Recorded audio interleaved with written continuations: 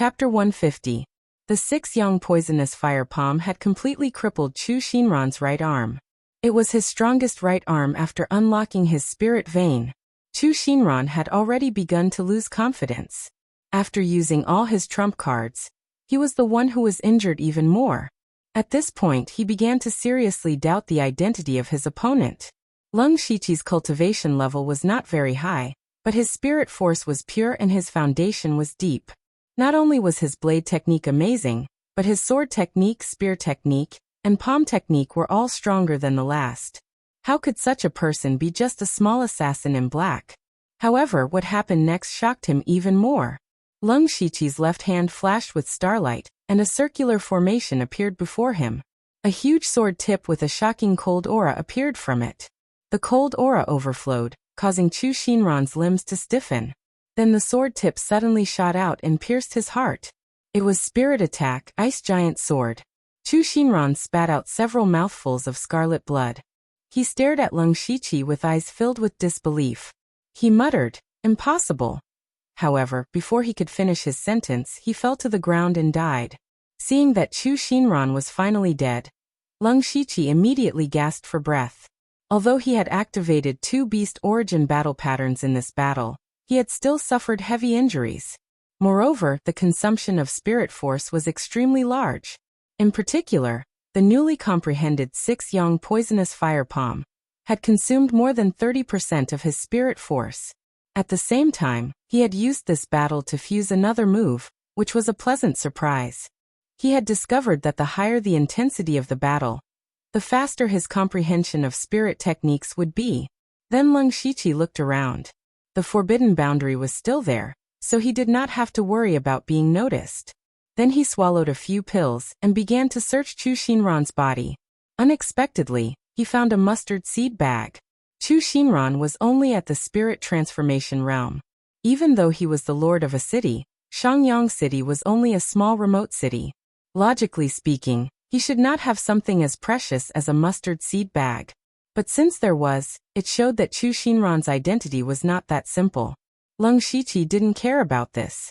His face lit up as he hurriedly opened it. First of all, the space in this mustard seed bag was half as small as his, and there were very few things inside. There were only a few dozen spirit stones and some ordinary medicinal pills. The rest were Chu Xinran's personal belongings. It could be said that the harvest was meager. This was a little too shabby. However, Leng Shiqi thought about how Chu Xianran emptied the treasury of the city lord's mansion. Chu Xianran might have even lost his own fortune. What's this? Leng Shiqi suddenly saw 2 strange things in the mustard seed bag. One of them was a dark blue round plate that was half the size of a palm.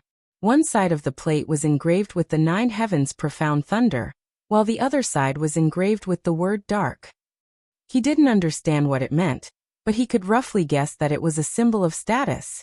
The other was a tattered map with the words, Tomb of XX Marquis, vaguely written on it. Leng Shiqi glanced at it a few times before throwing it into the mustard seed bag. Finally, he burned Chu Xinran's body with fire, erased all traces, removed the forbidden boundary, and left the city lord's mansion from underground. The next morning, Leng Shiqi appeared on the street. His face was slightly pale as he ate some breakfast at a roadside stall. Then he bought a horse and walked towards the city gate. However, when he arrived at the city gate, he stopped. It wasn't because someone stopped him, but because he found a strange symbol in the corner of the city gate. It was the secret sign of the Blood Garment Pavilion, which meant that there was an important matter. Is this the sign Maokai left for me? Or is there someone else in Shangyang City? Forget it, I'll go find him first. It won't take much time anyway. Leng Shiqi thought to himself. Then he turned back and walked towards the coffin shop. When Maokai saw Leng Shiqi again, he immediately shouted in surprise, "Emissary, you're not dead." Leng Shiqi's face sank when he heard this. Seeing Leng Shiqi's unfriendly expression, Maokai smiled awkwardly and said, "Emissary, please don't assassinate Chu Xinran. I just received an urgent secret report last night. Chu Xinran's cultivation. It's the peak of the spirit transformation realm." Leng Shiqi finished Maokai's sentence. Maokai was startled for a moment, then his eyes and mouth slowly widened. His lips trembled as he said, "Emissary, how did you know? Could it be that you've already?" At this point, Mao Kai made a throat-slitting gesture. Leng Shiqi didn't say anything and only nodded. He didn't deliberately hide it from Mao Kai. After all, he had taken the information on Chu Xinran from Mao Kai, and the news of Chu Xinran's death would probably spread soon. Hiss. Mao Kai sucked in a breath of cold air when he heard this. That's the peak of the spirit transformation realm. And his identity is extraordinary. Did he really die? In truth, there was something Mao Kai didn't say out loud. Leng Shiqi's cultivation was only at the 5th layer of the spirit transformation realm. How could he kill Chu Xinran, who was at the peak of the spirit transformation realm, and assassinate him in the city lord's mansion? The city guards hadn't even discovered it yet. How did he do it? Of course, Mao Kai didn't ask too much.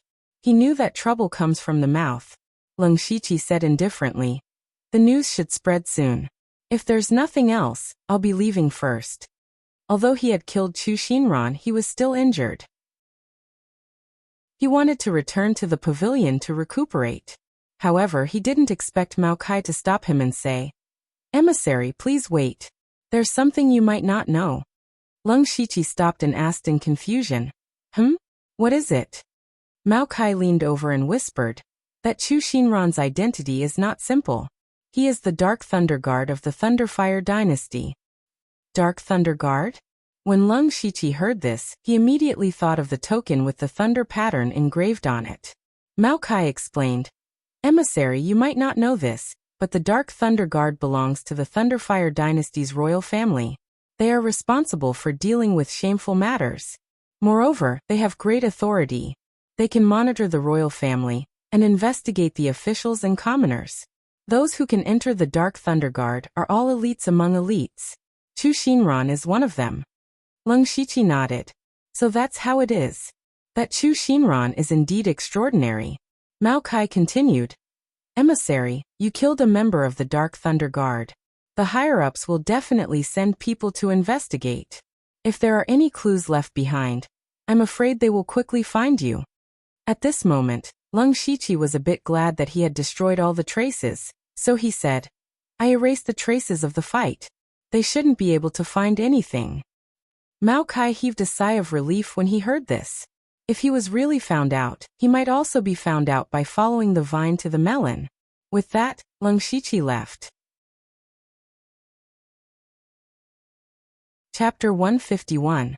At this moment, in the city lord's mansion, a large group of people were walking back and forth in front of Chu Xianran's room with anxious expressions.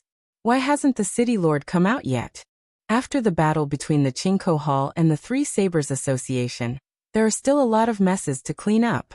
We have to wait for the city lord to make a decision. Did something happen? Why don't we go in and take a look? That's not very good. We're all doing this for Shangyang City. I don't think the city lord will blame us. All right. Everyone pushed open the door, but what they saw was a mess. Everything that could be seen was shattered into pieces and squashed against the wall. Only half of a charred corpse was left in the room.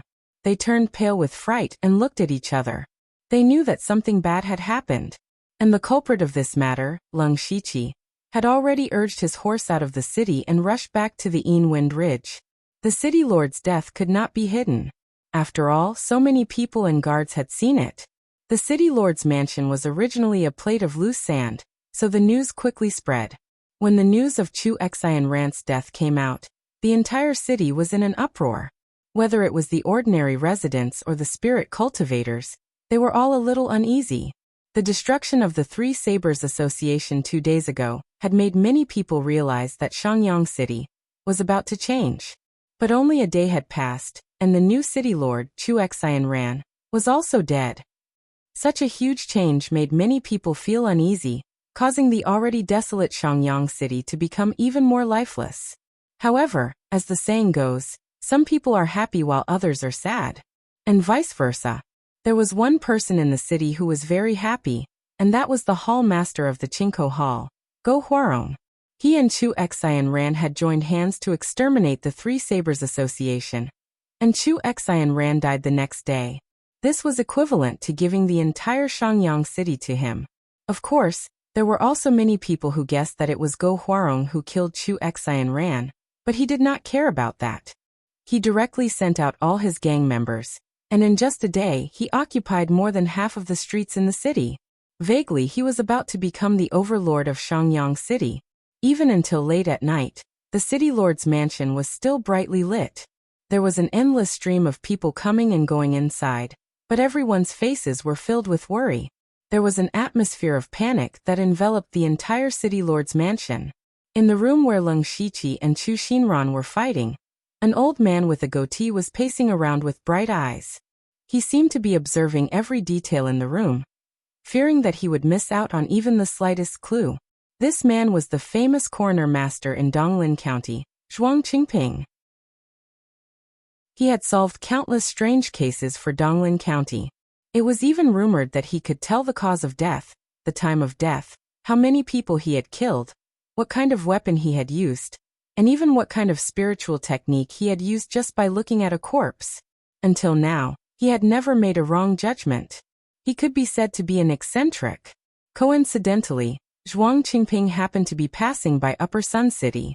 When he heard that the city lord Chu Xian Ran had died mysteriously, he took the initiative to show himself. The people in the city lord's mansion didn't know how Chu Xian Ran had died, so they couldn't report to their superiors. When they learned that Zhuang Qingping was here, they welcomed him as if he had caught a life-saving straw. After a long while, the old man squatted in front of the charred corpse that had been burned to the point where it no longer had a human shape. His hands suddenly emitted a faint layer of spiritual light, as if he had put on a pair of thin gloves. He began to carefully examine Chu Xian Ran's corpse, which only had half of a charred corpse left. The more he examined, the more he frowned. He waved his hand, and then a very stout man next to him bowed and said, "Lord Zhuang, what can I do for you?" This man's name was Zhong Qi, and he was Chu Xian Ran's deputy. He helped him deal with the affairs of the city lord's mansion. Now that Chu Xian Ran was dead, many troubles fell on his head. Zhuang Qingping asked, "Let me ask you, did no one hear anything last night?" Zhong Qi answered seriously, "Lord Zhuang, according to the report of the guards in the mansion, there was no sound in the room last night." Zhuang Qingping was surprised and said, "That's strange. From the degree of destruction in the room, the spiritual energy fluctuations should be comparable to a spirit cultivator at the peak of the spirit transformation realm. How could no one notice such a big commotion? And from the traces, someone used an extremely powerful spear technique. Other than that, City Lord Chu's body also had sword wounds and traces of scarlet poison palm force entering his body. However, the fatal injury that caused City Lord Chu's death came from a powerful ice spirit technique. His body was set on fire after his death. The more Zhongqi listened, the more shocked he became. His eyelids twitched as he said, "Lord Zhuang means that there were 4 people who avoided all the guards and hidden sentries last night. At the same time, they sneaked into the City Lord's mansion to assassinate City Lord Chu. There was even a spirit cultivator among them." "That's right. But that's impossible." Zhongqi still found it hard to believe. "Nothing is impossible. Originally, I was also curious as to why they could sneak in so easily without making any noise. It seems like this was the work of that spirit cultivator. Look, everything in this room is broken beyond recognition. Only the surrounding walls are undamaged. It must be that spirit caster who set up a restriction formation, or something like that. The abilities of spirit cultivators have always been strange and unpredictable. There's no need to make a fuss over nothing," Zhongqi said. "So it's like that. Then who does Lord Zhuang think the culprit is?" Zhuang Qingping coldly snorted. "Humph, to be able to take out such a large sum of money and send out 4 spirit transformation realm late-stage spirit cultivators, including a spirit cultivator to assassinate City Lord Chu. Such a person is definitely not someone you and I can provoke. Furthermore, if I'm not wrong, City Lord Chu's identity is probably not simple. Forget it. This old man is just passing by and does not want to meddle in other people's business. You just need to follow my instructions and report it. Don't worry about anything else." Zhongqi nodded his head and said, "This official understands. Many thanks for Lord Zhuang's help." Lung Shiqi did not care about the changes in Shangyang City. He had already completed his mission and killed the enemy who schemed against him. Now he did not have any lingering thoughts or interest in Shangyang City. He just wanted to quickly return to the pavilion and recuperate. It was also because of his injuries that his speed was slower. He did not return to the pavilion for an entire day. In the end, he could only sleep in the wilderness. However, he did not care. He directly sank into the ground out of habit. After casually eating and drinking, he began to cultivate and recuperate. However, not long after, he vaguely heard hurried footsteps coming from the ground. Lung Shiqi immediately opened his supercilious eyes and immediately saw several huge balls of spirit qi. Among them, the weakest was more than 10 times his spirit qi. One of them had an enormous spirit qi that could be said to be terrifying. Lung Shiqi was shocked. Although he did not know the specific cultivation level of these people, there was no doubt that they were experts of the 4 realms of heaven. Why would so many experts of the 4 realms of heaven suddenly come to such a remote place? Chapter 152. The next morning, Lung Shiqi had already arrived near the Shady Wind Ridge. He selectively forgot about the spirit cultivators of the 4 realms of heaven and human that he had accidentally met last night. He didn't dare to have a curiosity that he shouldn't have. He drove the horse away and entered the Shady Wind Ridge alone. His speed was not slow as he stepped on the black fog. After a while, Lung Shiqi arrived at the entrance of the pavilion. However, he saw dozens of people gathered there from a distance. He could feel the strong smell of gunpowder, even from so far away. Lung Shiqi frowned. Is someone here to cause trouble for the Blood Robe Pavilion? This is the Blood Robe Pavilion, one of the 7 top sects in the world. Even if it's just a branch, it's not something that ordinary sects can afford to offend. Then he hid his figure and quietly went around from the side. He did not expect to find a familiar figure behind a big rock. That person was Fan Zhengqiu, who had brought him to the Donglin County branch. At this time, Fan Zhengqiu was looking in the direction of the entrance of the branch. Suddenly, someone patted him on the shoulder. Fan Zhengqiu was immediately startled. He pulled out a dagger from somewhere and was about to stab. However, when he saw that the person was Lung Shiqi, he immediately stopped and let out a sigh of relief. He said in a low voice, "Junior brother Lung, it's you. You almost accidentally injured yourself without making a sound. By the way, you just came back from a mission, right?" "That's right." Lung Shiqi nodded. He then asked, "Senior brother Fan, what happened in the pavilion? Who are those people?" Fan Zhengqiu said with a serious expression, "They're from the Tang family." The Tang family? Lung Shiqi recalled the distribution of forces in Donglin County. Speaking of the forces in Donglin County, the Mountain Sea sect, one of the 9 major sects, was naturally the dominant one. Even the Thunder Flame dynasty was suppressed. However, the area of Donglin County was not small. The Mountain Sea sect was built in the vicinity of the sea. Of course, other forces would be born in the remaining large area. Sects like the Blood Robe Pavilion and the Mountain Sea sect, that could be ranked on the world sect ranking, were considered the top forces. The sects below them were divided into 3 levels. From bottom to top, there were third-rate forces, second-rate forces, and first-rate forces. Experts who were able to cultivate to the spirit aperture realm had the qualifications to establish their own sect. And the forces established by people of this realm were generally third-rate forces. The Heavenly Cloud Tower, where the 4 spiritual guards belonged, was a third-rate sect.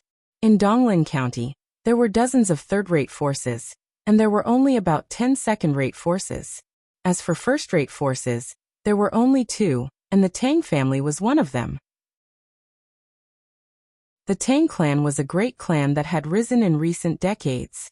Their clan leader, Tang Haoquang, was a great expert at the unity of heaven and man realm. But why did they come here? Lung Shiqi asked in confusion. What is the Tang family doing in our branch? Brother Lung, there's something you don't know, but this matter is very satisfying. Fan Zhengqiu raised his eyebrows and said, the Tang clan's reputation in Donglin County can be said to be second only to the Mountain Sea sect. The biggest reason is that the Tang clan has a genius called Tang Heyu. This person broke through to the spiritual pulse realm at the age of 24, which shocked the whole Donglin County, and even overshadowed the disciples of the Mountain Sea sect. There are even rumors that the Tang clan may become one of the 10 aristocratic families in the world sect ranking list because of Tang Heyu. Hearing this, Leng Shiqi knew that Fan Zhengqiu had not gotten to the point, but he was not in a hurry. He even cooperated and asked, Tang Heyu is really worthy of the title of genius. Then what happened? Fan Zhengqiu curled the corner of his mouth and said coldly, then just a few days ago, Tang Heyu was killed. He was killed. Such a great genius was killed. Leng Shiqi's mind raced. Combined with the appearance of the Tang clan here, he instantly thought of a possibility. Tang Heyu was probably killed by the Blood Robe Pavilion. Fan Zhengqiu continued in a proud tone. Junior brother Leng should have guessed it. Yes, Tang Heyu was killed by a disciple of our sect. The person who carried out this task is called Bing Shang. He can be said to be a genius disciple of our Donglin County branch. He is definitely not more than 30 years old, and has just broken through to the spiritual pulse realm not long ago. In terms of cultivation speed, he may not be as fast as Tang Heyu, but in terms of combat effectiveness, the result is obvious. Hearing this, Leng Shiqi also understood the ins and outs of the matter. Bing Shang, a killer of the Donglin County branch, killed the genius of the Tang clan, Tang Heyu. So the Tang clan came to settle the score. However, Leng Shiqi had another question.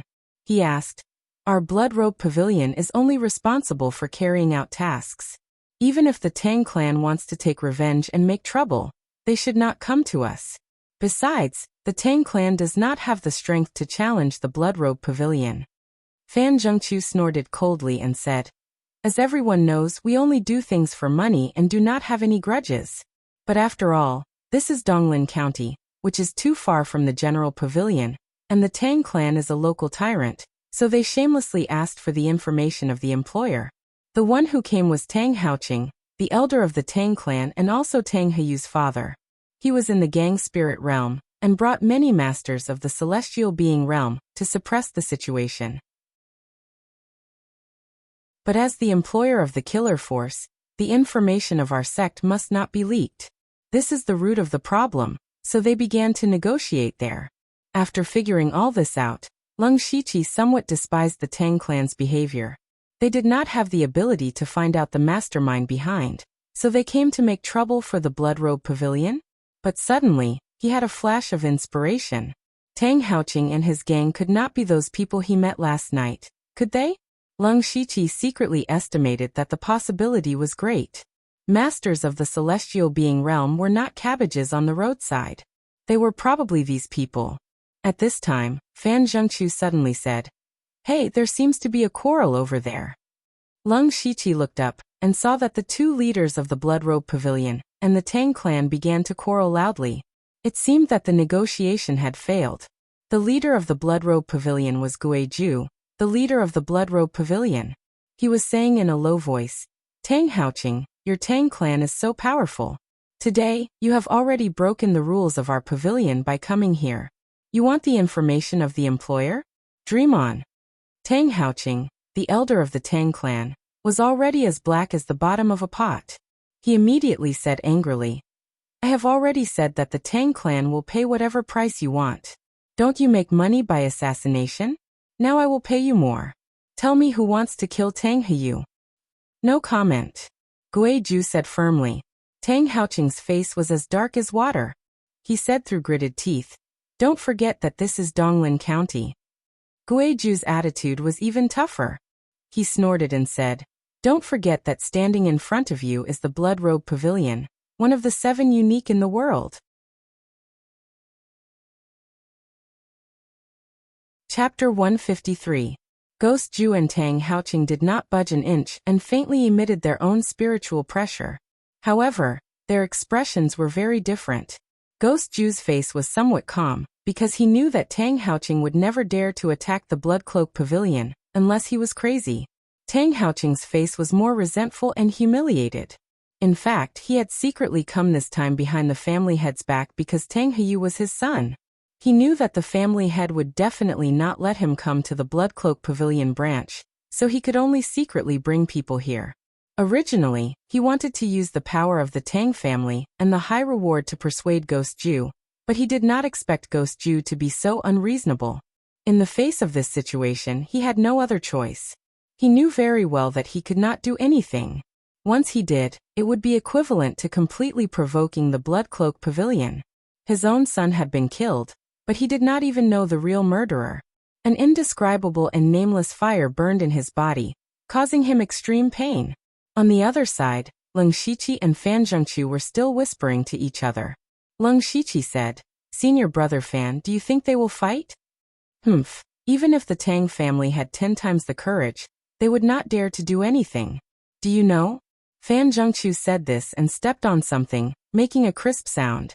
The sound was very soft, but Tang Haoqing was sharp enough to catch it. He was about to explode, so he immediately turned his head and shouted, "Where did this rat come from?" Duh.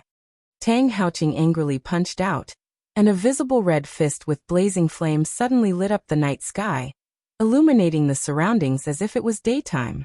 The flames swept over with a terrifying temperature, and everything in their path was turned into ashes. The target of the flames was where Leng Shiqi and Fan Zhengqiu were. The flames appeared too suddenly, and came very quickly. They could feel the blazing aura from afar, as if they had been thrown into a sea of fire. Leng Shiqi was horrified. He didn't know why Tang Haoqing would suddenly attack him, but he knew that if he didn't run now, there would be nothing left of him. He hurriedly circulated his spiritual energy, and his body suddenly grew taller.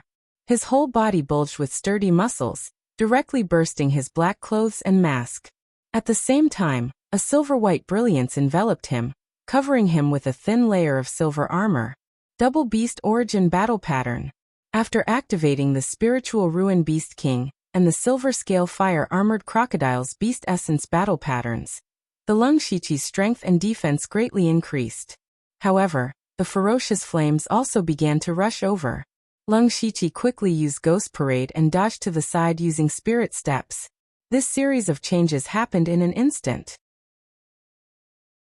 Leng Shiqi quickly flashed out, but Fan Zhengqiu was a beat slower.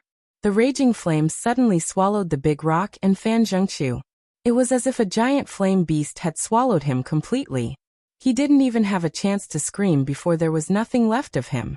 Although Leng Shiqi wasn't hit head-on, just a little bit of the aftershock was enough to scorch the thin silver armor on his back. Bursts of intense pain instantly spread throughout his body. What was even more terrifying was that the flames exploded after swallowing Fan Zhengqiu. Leng Shiqi was in the range of the explosion. He was horrified. He raised his right hand and 5 earth walls appeared in front of him. Immediately, his left hand flashed and emitted a dense cold air that covered the earth walls. The 5 earth walls instantly turned into 5 ice walls. Leng Shiqi continued to turn and run. Every few steps he ran, he would erect an earth wall behind him. At this time, the scattered flames smashed down. When they touched the ice walls, they immediately caused a sizzling sound. The 5 ice walls didn't even last a second before they turned into a pool of mud. The fire continued to spread, and the earthen walls that Leng Shiqi had set up were all shattered like paper. From beginning to end, it had only bought him less than 2 breaths of time. However, it was these 2 seconds that allowed Leng Shiqi to hide in the dense forest next to him. Unfortunately, a ball of fire still hit his back. Pooh! Leng Shiqi immediately spat out a mouthful of blood. The fire burned the thin armor on his body. The thin armor was actually transformed from his skin. This was equivalent to burning his skin and flesh. In addition, a majestic blazing aura poured into his body, constantly destroying his meridians and internal organs. Even though Leng Shiqi's body was strong and he had activated 2 Beast Yuan battle tattoos, he still couldn't bear it. He could only quickly burrow into the ground. He didn't dare to stay for a moment. He went more than 100 feet underground before stopping. He hurriedly swallowed a few elixirs to restore his qi, blood and spiritual power, and then began to suppress the extremely violent blazing aura in his body. At the door of the pavilion, Ghost Ju was secretly surprised when he saw Tang Haoqing suddenly attack. He had long noticed that there were 2 people hiding nearby. He had always thought that they were the Tang family's secret sentries or passers-by. If they were from the Blood Cloak Pavilion, they would have come directly. There was no need to hide. But in fact, They were really from the Blood Cloak Pavilion. Coincidentally, Fan Zhengqiu and Leng Shiqi had just returned from a mission. Leng Shiqi didn't know much about Donglin County, so he asked a few more questions. Who would have thought that he would bring disaster upon himself? Under Tang Haoqing's fire, Fan Zhengqiu's face was turned to ashes before he could even see it. But when Ghost Ju saw Leng Shiqi's face, his eyes suddenly widened. Leng Shiqi? Why was Leng Shiqi there? In this pavilion, anyone could die, except for Leng Shiqi. When Ghost Ju saw Leng Shiqi was hit by the fire, his qi and blood surged, and his horrible spiritual power at the peak of Gang's spirit realm broke out. Dozens of people in front and behind, except for Tang Haoqing, were all shaken out. At this moment, there were gusts of chilly wind around Ghost Ju, and his blood-red robe was rustling in the wind. He stared at Tang Haoqing, revealing an amazing murderous intent. Seeing this, Tang Haoqing's face turned a little pale. Although he was in the same realm as Ghost Ju now, Ghost Ju used to be one of the 9 famous ghost blood cloak killers, a great master in the realm of oneness of heaven and men. Now his cultivation realm had fallen, but his fighting experience and means were far beyond Tang Haoqing's. Ghost Ju raised his arms, and the chilly wind around him suddenly spread out. Suddenly, a strong chilly wind blew in a radius of hundreds of feet, and the sound of ghosts crying could be faintly heard. Seeing this, Tang Haoqing's face finally changed.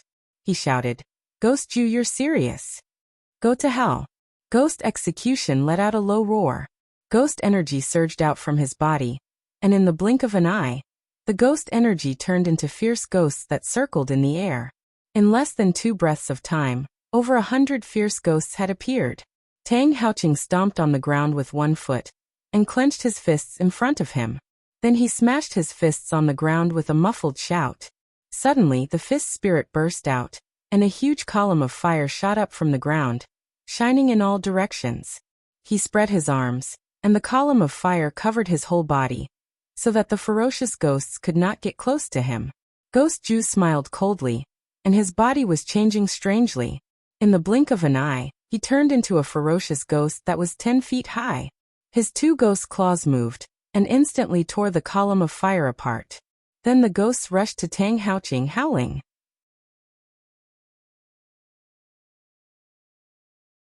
Chapter 154. Leng Shiqi, who was hiding deep underground, was about to suppress the fire in his body when the ground suddenly shook. Then he heard the sound of hundreds of ghosts crying and flames exploding above him. What was even more terrifying was that 2 powerful spirit force fluctuations suddenly appeared, causing him to spit out another mouthful of blood. "There's a fight above? We can't stay here." Leng Shiqi was shocked again and quickly ran away. Otherwise, he would only get more injured. It wasn't until he was several miles away that he could no longer feel the 2 spirit force fluctuations. Only then did he feel relieved. At the same time, he secretly cursed his bad luck. He and Fan Zhengqiu didn't do anything, yet they were inexplicably attacked. Fan Zhengqiu died on the spot, and he was seriously injured. Leng Shiqi checked his injuries. He was already injured in the battle with Chu Xinran, and now his body's condition was even worse. His entire back was charred black, and there were even a few hideous bloody wounds. It looked a bit too horrible to look at. But the more serious injuries were his internal injuries. Tang Haoqing's flame was a little strange. It was not a simple flame, but more like it was derived from some kind of fist technique. This was because Leng Shiqi could clearly feel that the residual flame in his body still contained bursts of fist force. The flames and fist energy had destroyed most of the meridians in his back. If it wasn't for the fact that he cultivated a body refining technique, his body would be much stronger than ordinary people. He would have died on the spot. Then Leng Shiqi used all his spirit force to suppress the flames and fist energy. After an entire day, he finally suppressed them. This was only suppression. He hadn't completely forced them out of his body. Fortunately, it was only a matter of time.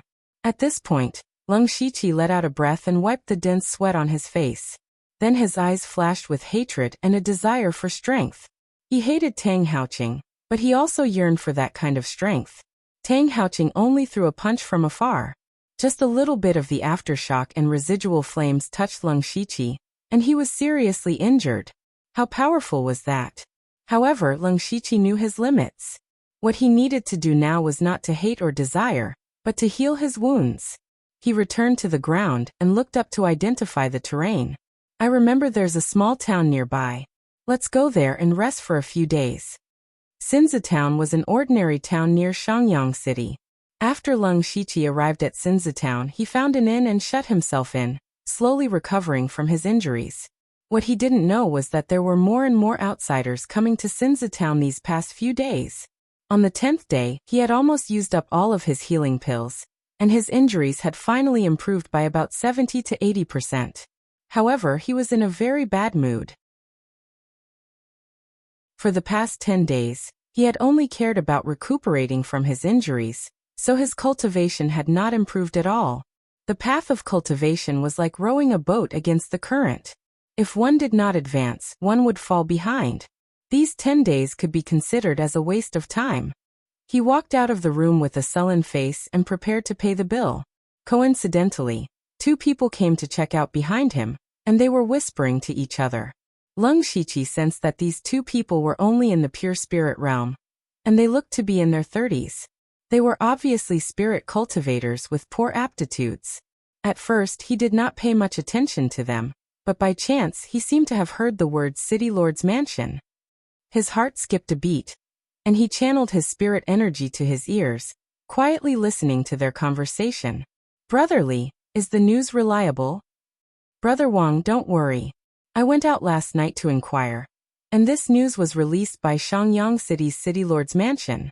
It can't be fake.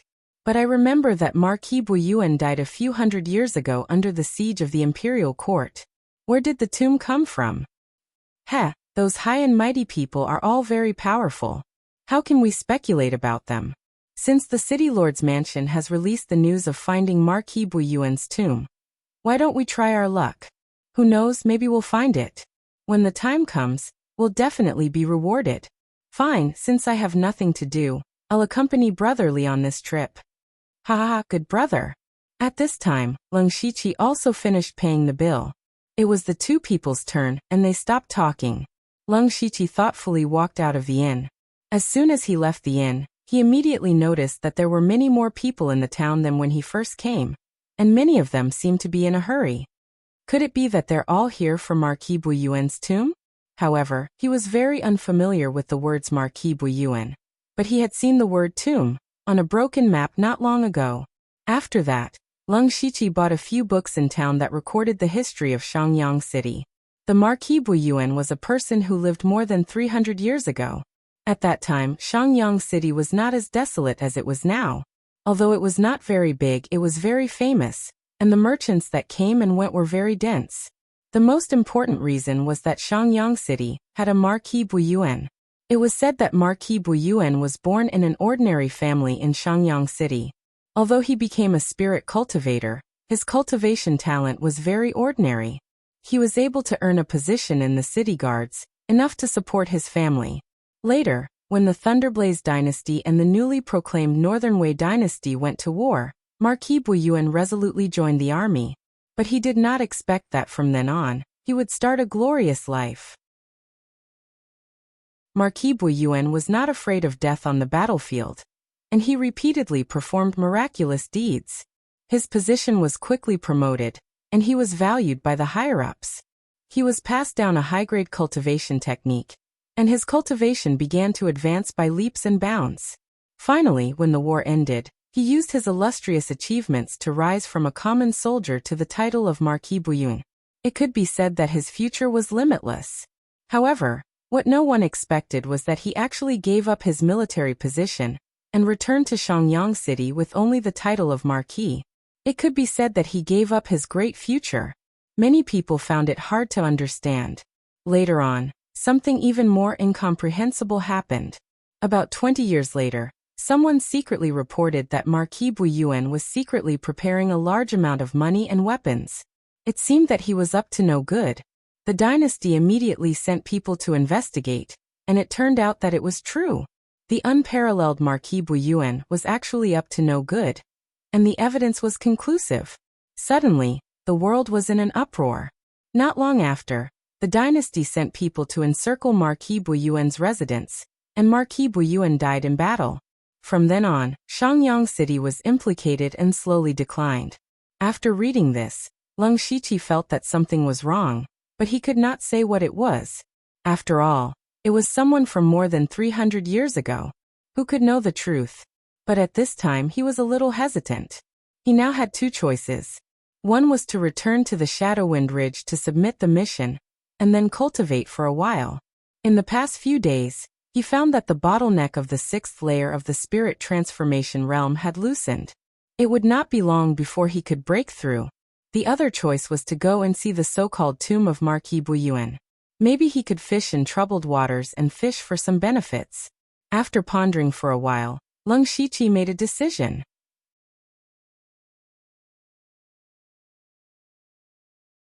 Chapter 155. Leng Shiqi decided to look for an opportunity. His mission only needed to be completed within a month.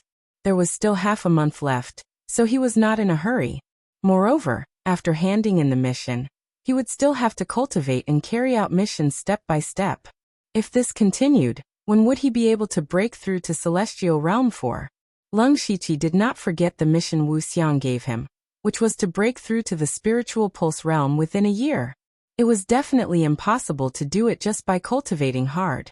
The news of Boiwanhe's tomb had attracted so many people, so it did not seem fake. This could be considered an opportunity. Moreover, it was near him. It would be a pity if he did not give it a try. Most importantly, he had been provoked by Tang Haoqing. At that time, Tang Haoqing had only casually thrown a light punch, but that little bit of aftershock had seriously injured Leng Shiqi. What kind of powerful strength was that? This also made Leng Shiqi deeply feel how weak he was. Even if he thought that his talent was extraordinary, his comprehension was high, and he had the system as a cheat, his potential could be said to be extremely high. However, potential was only potential, not strength. Therefore, Leng Shiqi was also very anxious to improve his strength, and Boiwanhe's tomb was an opportunity. His only concern was that it was a bit too much of a coincidence for such a thing to happen so soon after the change in Shangyang City. However, since the news came from Shangyang City, there would definitely be more accurate and detailed information in the city. Moreover, he had sources of information in the city. Half a day later, when Mao Kai saw Leng Shiqi appear, he was also a little surprised. He immediately asked, "Emissary, did you accept another mission near Shangyang City?" Leng Shiqi shook his head and said, "It's a long story. I came to you this time to ask for some information about Boiwanhe's tomb." "TSK, emissary, you want to get involved too?" Mao Kai showed a stunned expression at this time. Leng Shiqi frowned and said, "Can't I?" Mao Kai subconsciously said, "You really can't." As soon as he finished speaking, he saw that Leng Shiqi looked a little unhappy. He immediately explained, "Ambassador, you may not know the rules of our sect. All the disciples of the Blood-Clothed Pavilion are not allowed to participate in the fight for natural treasures." Why is that? Leng Shiqi was really surprised this time. What kind of strange rule was this? Mao Kai explained, "Well, this is about the nature of our sect. The Blood-Robed Pavilion was an assassin force, and countless people had died at their hands. He had even killed the disciples and elders on the world sect ranking. He had even killed the sect leader. In this world, there are as many forces that want to destroy our sect as there are hairs on an ox. Over the past 1,000 years, there have been countless forces that have risen and fallen. Why is our sect still able to exist and even be ranked as one of the 7 invincible sects? This is not only because our sect is strong, but also because we know our own situation and position. The Blood-Robe Pavilion was actually a sword in the hands of all the sects in the world. A sword hidden in the darkness. Those things that could not be done openly were left to this sword to do. Therefore, even if the Blood-Robed Pavilion was hated by countless people, no one mentioned that they wanted to destroy our sect because everyone needed this sword. Therefore, since the establishment of our sect, there has been a rule that we are not allowed to participate in any grudges or vendettas, nor are we allowed to fight for natural treasures, secret opportunities, and so on. Leng Shiqi quietly listened to Mao Kai's words, and understood the reason behind it. He also agreed with the Blood-Robed Pavilion's approach.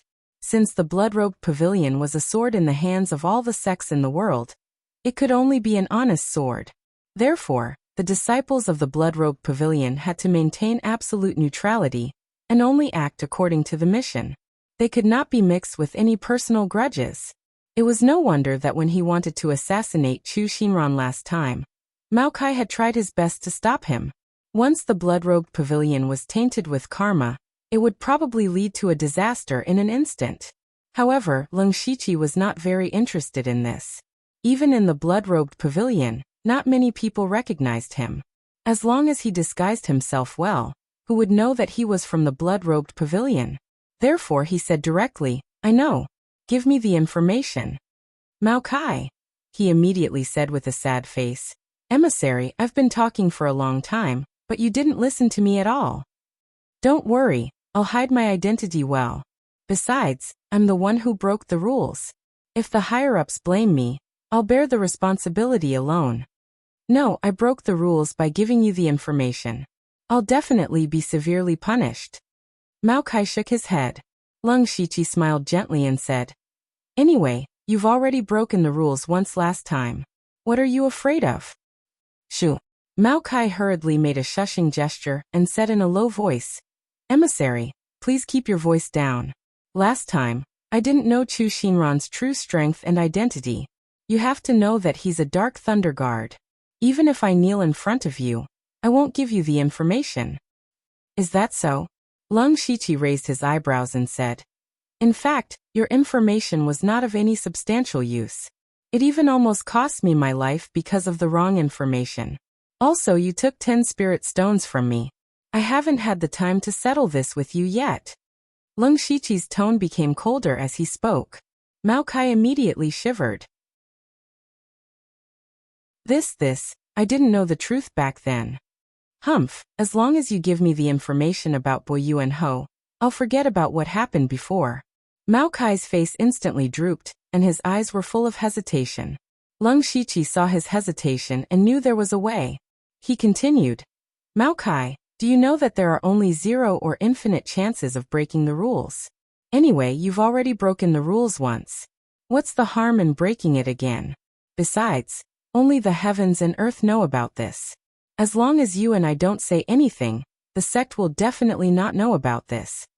Mao Kai heard this and felt that it made sense. He coughed dryly and glanced over from time to time. Leng Shiqi saw this and smiled inwardly. He knew that this matter was settled. He took out a spirit stone and placed it on the table. Mao Kai immediately ran into the room to get the information. "Emissary, I've brought all the information about Bo Yuan Ho, but I don't know if I should say something." Mao Kai took out a small stack of files and asked with a solemn expression. Leng Shiqi nodded and said, "Go ahead." "Emissary, not long after Chu Xinran's death, there was news in Shangyang City that Bo Yuan Ho had secretly built a tomb nearby. This is too much of a coincidence. I also heard that a few days ago, the famous coroner Master Zhuang Qingping entered the City Lord Mansion. I'm afraid there's something fishy about this." Leng Shiqi heard this and said seriously, "Don't worry, I've already thought about this matter. I'll be careful. By the way, you must have information about Qingko Hall. Give it to me." Mao Kai.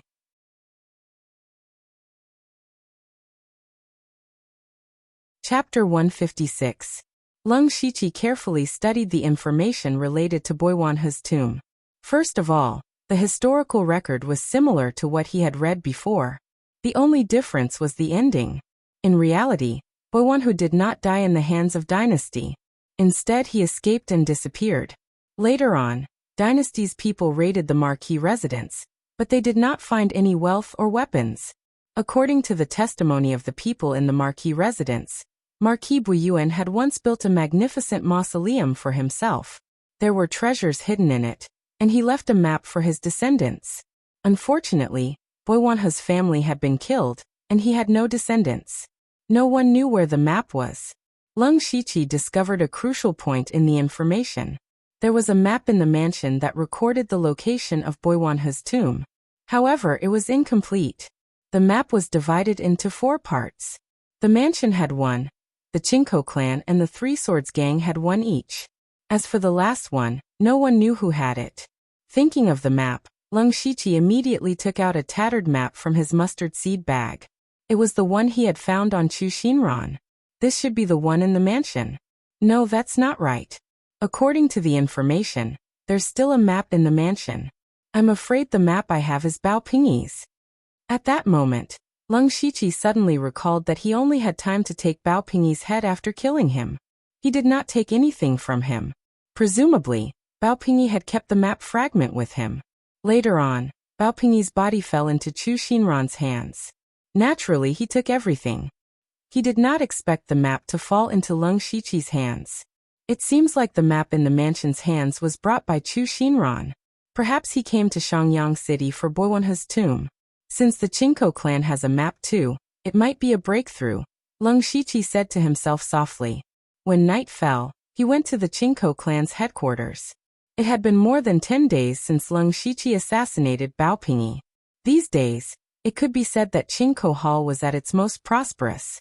This was especially true for the hall master of Qingkou Hall, Go Huarong.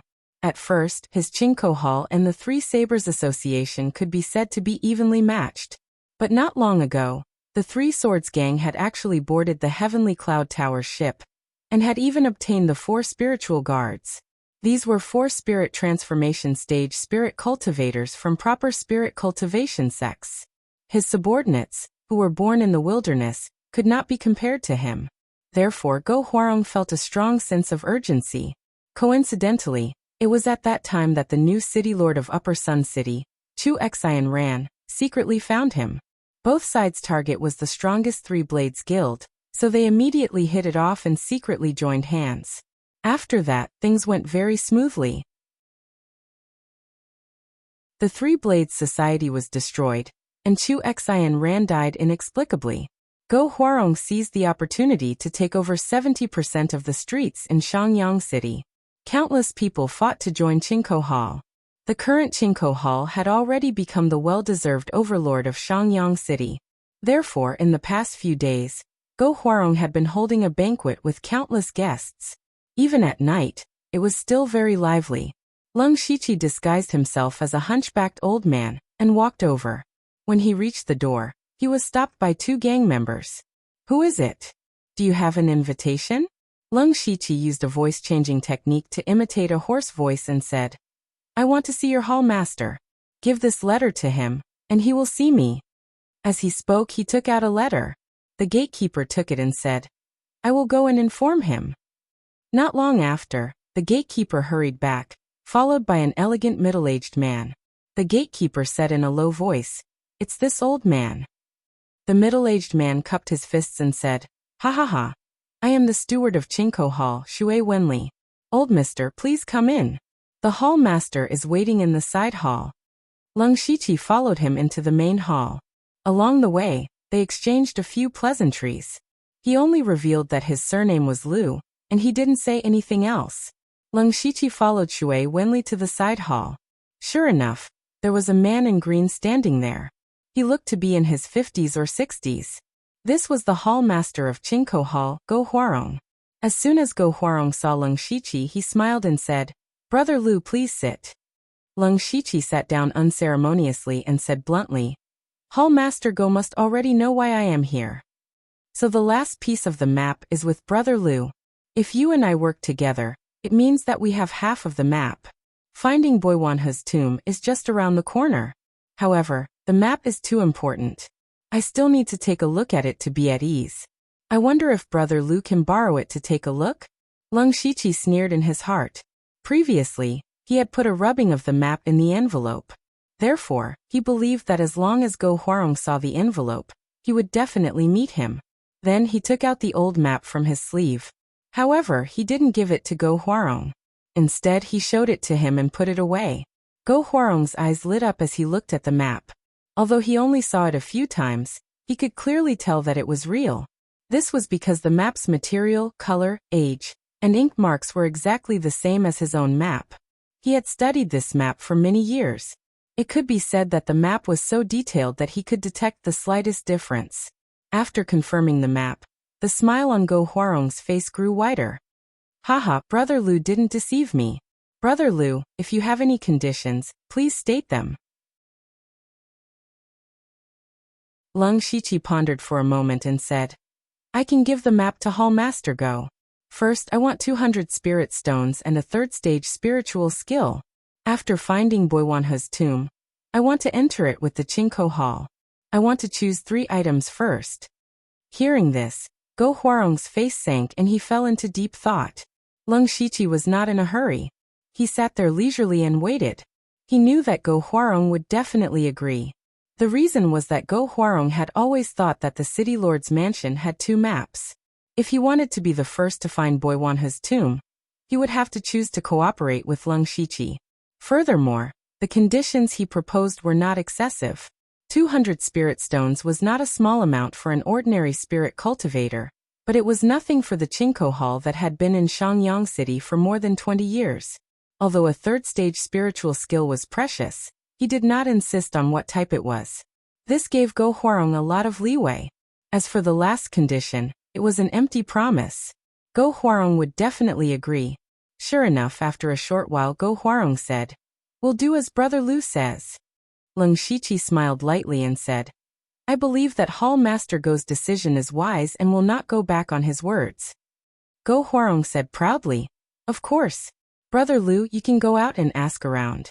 I, Go Huarong, have established the Chinko Hall for nearly 20 years because of trust.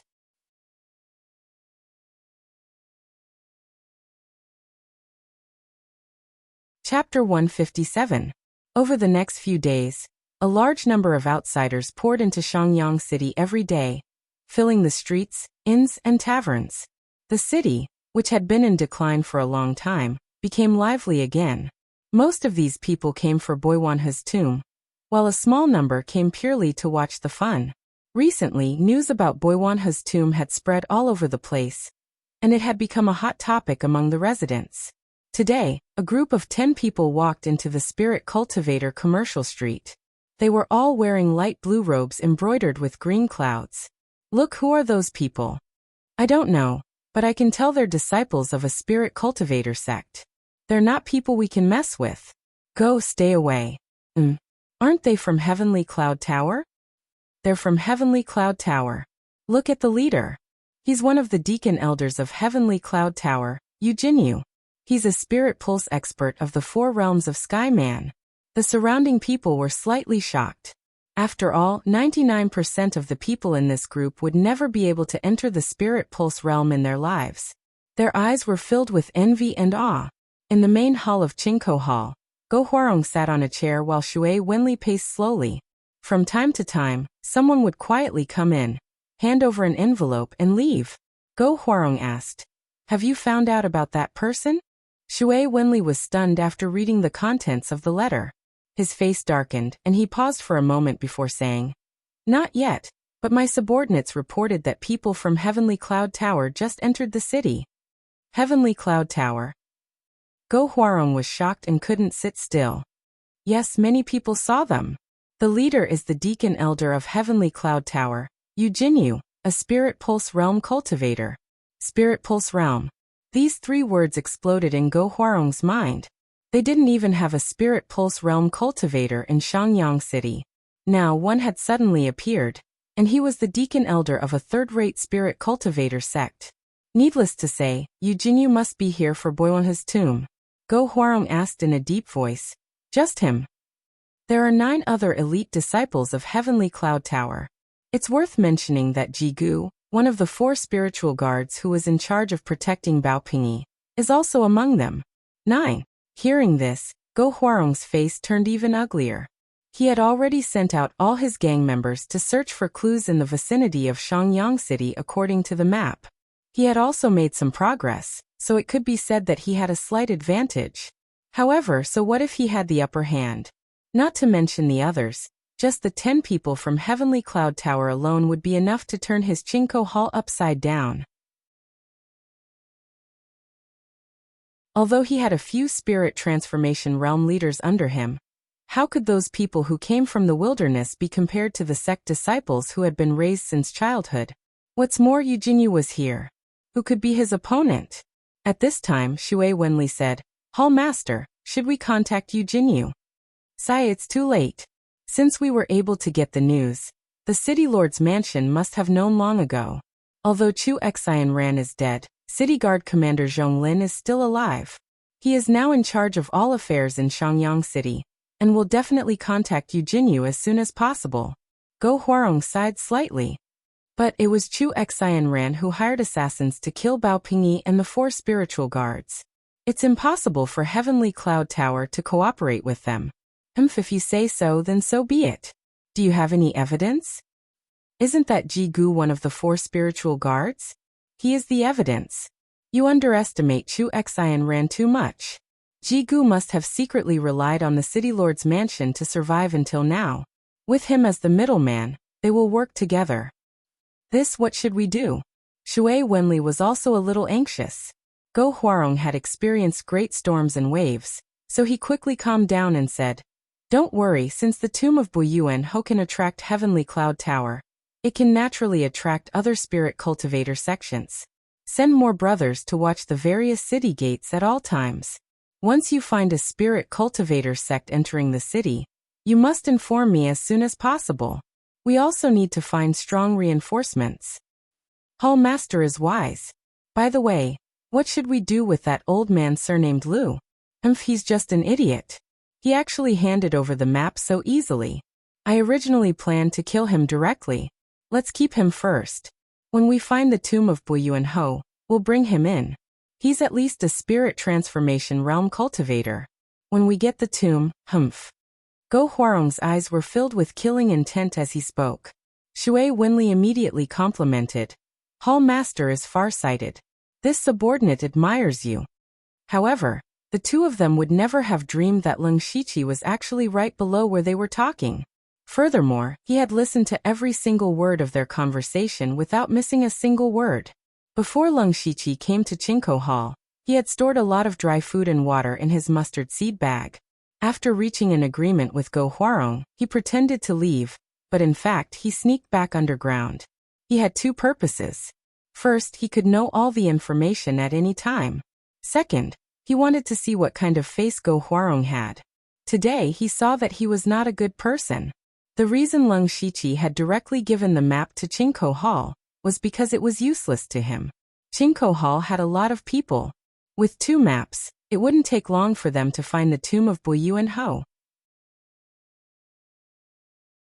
He also hoped that the tomb would appear soon. It would be best if it appeared within half a month. That way, he could go back and take over the mission to assassinate Bao Pingyi. However, the appearance of Heavenly Cloud Pavilion also surprised him. Buyuan Ho was indeed a very great person in the folklore, but in the end, he was just a marquis with no real power, and lived in a small city. Such a person was really nothing to a spirit cultivation sect. For example, if the Heavenly Cloud Pavilion's master and head elder joined the Thunderfire dynasty, they could easily get the title of marquis. The appearance of Heavenly Cloud Pavilion worried Leng Shiqi the most. He was afraid that his identity would be exposed. When he assassinated Bao Pingyi, he used the identity of the old man surnamed Lu. His appearance was also the same. This definitely could not escape Ji Gu's eyes. Once he dared to show up with this identity, Ji Gu would definitely recognize him. At that time, he would not have the confidence to resist the encirclement of a Spirit Pulse Realm expert and 9 Spirit Transformation Realm cultivators. It seems that it is necessary to deal with this hidden danger, Ji Gu. Leng Shiqi coldly muttered to himself, then left Chinko Hall. When night fell, Leng Shiqi touched the vicinity of the city lord's mansion. Then, the veins at the corner of his eyes bulged and he opened his eyes. In his vision, the world suddenly turned black and white. He carefully looked at everyone in the city lord's mansion, as well as their spirit aura. Not long after, he locked onto a familiar aura. It was one of the 4 spirit guards, Ji Gu.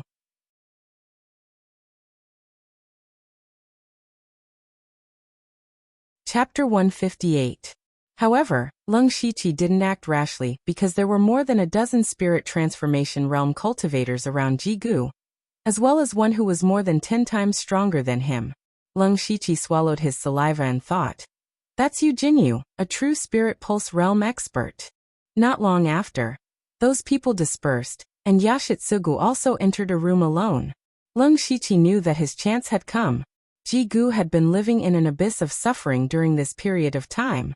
At first, he failed to protect Bao Pingyi and failed the mission. At worst, he would just return to the sect to be punished. However, he didn't think that Chu Xinran would dare to kill them. When he fell into the hands of the city guards, he thought he was dead for sure, but in the end he became a chess piece in Chu Xinran's hands. When he returned to the sect, he was still severely punished according to Chu Xinran's instructions, but this was nothing. Later, when he learned of Chu Xinran's death, he realized what despair was and what the pain of waiting for death was. If Chu Xinran died, who would give him the antidote? Recently he would feel intense pain in his body every once in a while. Each time it would get worse and worse. If it happened a few more times, he was afraid he would die from the pain. Just 2 days ago, Heavenly Cloud Pavilion learned about Marquis Buyuan's tomb, and immediately sent people to Shangyang City. Because Ji-gu had stayed in Shangyang City before, he was familiar with the place, so he was brought along to make up for his mistake. Ji-gu naturally wanted to come to Shangyang City. Only here would he have a chance to find the antidote. Although the chances were slim, it was better than waiting for death. At this moment, he walked into the room arranged for him by the City Lord Mansion. He felt physically and mentally exhausted. The pressure of running for a long time and slowly approaching death almost made him collapse. Ji-gu whispered, "Sai, I don't know if I can find the antidote." Perhaps it was because he had been wandering on the edge of death, but at this moment, Ji-gu suddenly felt a strong killing intent lock onto him. He immediately turned around and was about to shout, but he didn't expect a dagger to be pressed against his throat. Yashitsugu was horrified. When did this person appear? However, he didn't even dare to breathe loudly. He could only look at the person behind him from the corner of his eyes. He felt that the person looked familiar, but he couldn't recall who it was. The person who made the move was naturally Lung Shiqi.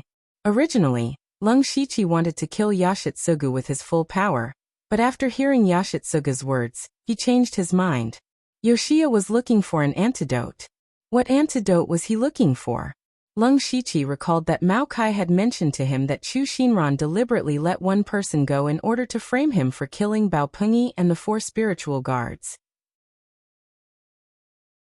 With Chu Xianran's methods, how could he let Yoshiko go so easily? Lung Shiqi quickly guessed that Chu Xinran most likely used poison to control Yoshia. Chu Xinran's belongings were all with the Lung Shiqi.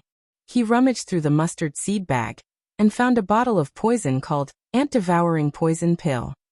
After swallowing this poison, the whole body would be in severe pain every once in a while, as if countless ants were gnawing on it. And every time it happened, it would be more painful than the last.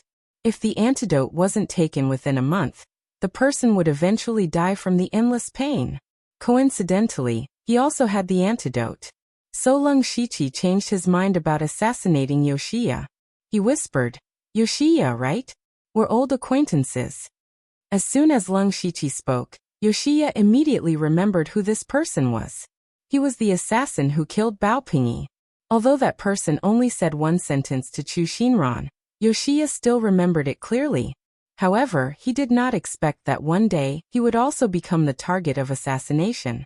Thinking of this, he smiled dejectedly and said, "If you want to kill me, then kill me. In any case, I don't have many days left to live. Just give me a quick death." Lung Shiqi took out a pill and said with a sigh, "Well, since you want to die, then this antidote will be wasted. What a pity."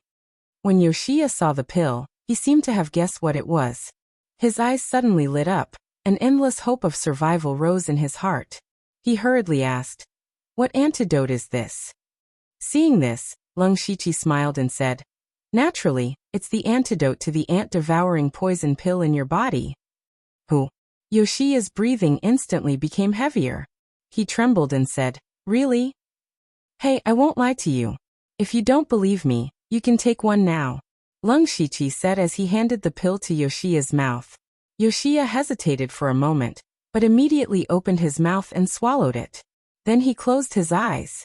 After a few breaths, he suddenly opened his eyes. His eyes were full of joy. He could clearly feel that the poison in his body was rapidly fading. The antidote was real. However, Yoshia knew very well that the other party would not give him the antidote for free, so he said, What do you want? Just tell me. Lung Shiqi took back his dagger and sat down on a chair next to him. He said, No wonder Chu Xinran chose you. You're really a smart man. The ant-devouring poison pill is not so easy to detoxify. You must take 3 antidotes in a row within a month to completely detoxify the poison. The remaining 2 antidotes are in my hands. Yoshia's eyes flashed when he heard this. He had understood what Lung Shiqi meant. The other party wanted to use the poison to control him, just like Chu Xinran did. At this point, Yoshia couldn't help but feel a little helpless, but in order to survive he had to answer, Yoshia understands. I'll do my best to fulfill your orders. Lung Shiqi knew that it was done. He said in a serious voice, You only need to do 3 things. First, don't expose my identity. Second, tell me the information about your heavenly cloud tower. Third, do one thing for me after entering Buyuan Hoji's mausoleum. As for what it is, we'll talk about it later. As long as you agree to these 3 conditions, I can give you another antidote now. I'm much more sincere than Chu Xinran. Yoshia began to twitch when he heard this. He could fulfill the first condition of Lung Shiqi, but the second condition was tantamount to leaking the intelligence of the sect. If he was caught, his cultivation would be abolished and he would be expelled from the sect, or he would be executed directly. And the third condition, if the other party asked him to attack his fellow sect members, what should he do? Lung Shiqi seemed to see what Yoshia was worried about, so he said, Don't worry, the information I want is only the basic information about your heavenly cloud tower. I can get it by asking around. It's just that my legs are not good enough, so I don't want to make a few more trips. As for the last condition, I will never let you do anything that will make the heavens angry. Lung Shiqi's words finally dispelled Yoshia's worries. He nodded and said, I promise you.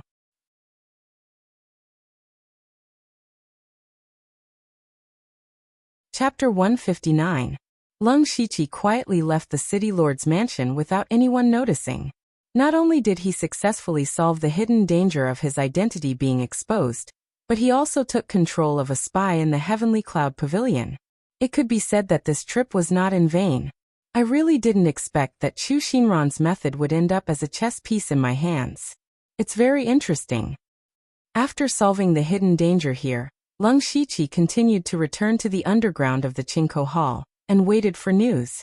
Time flew, and in the blink of an eye, another 4 days had passed.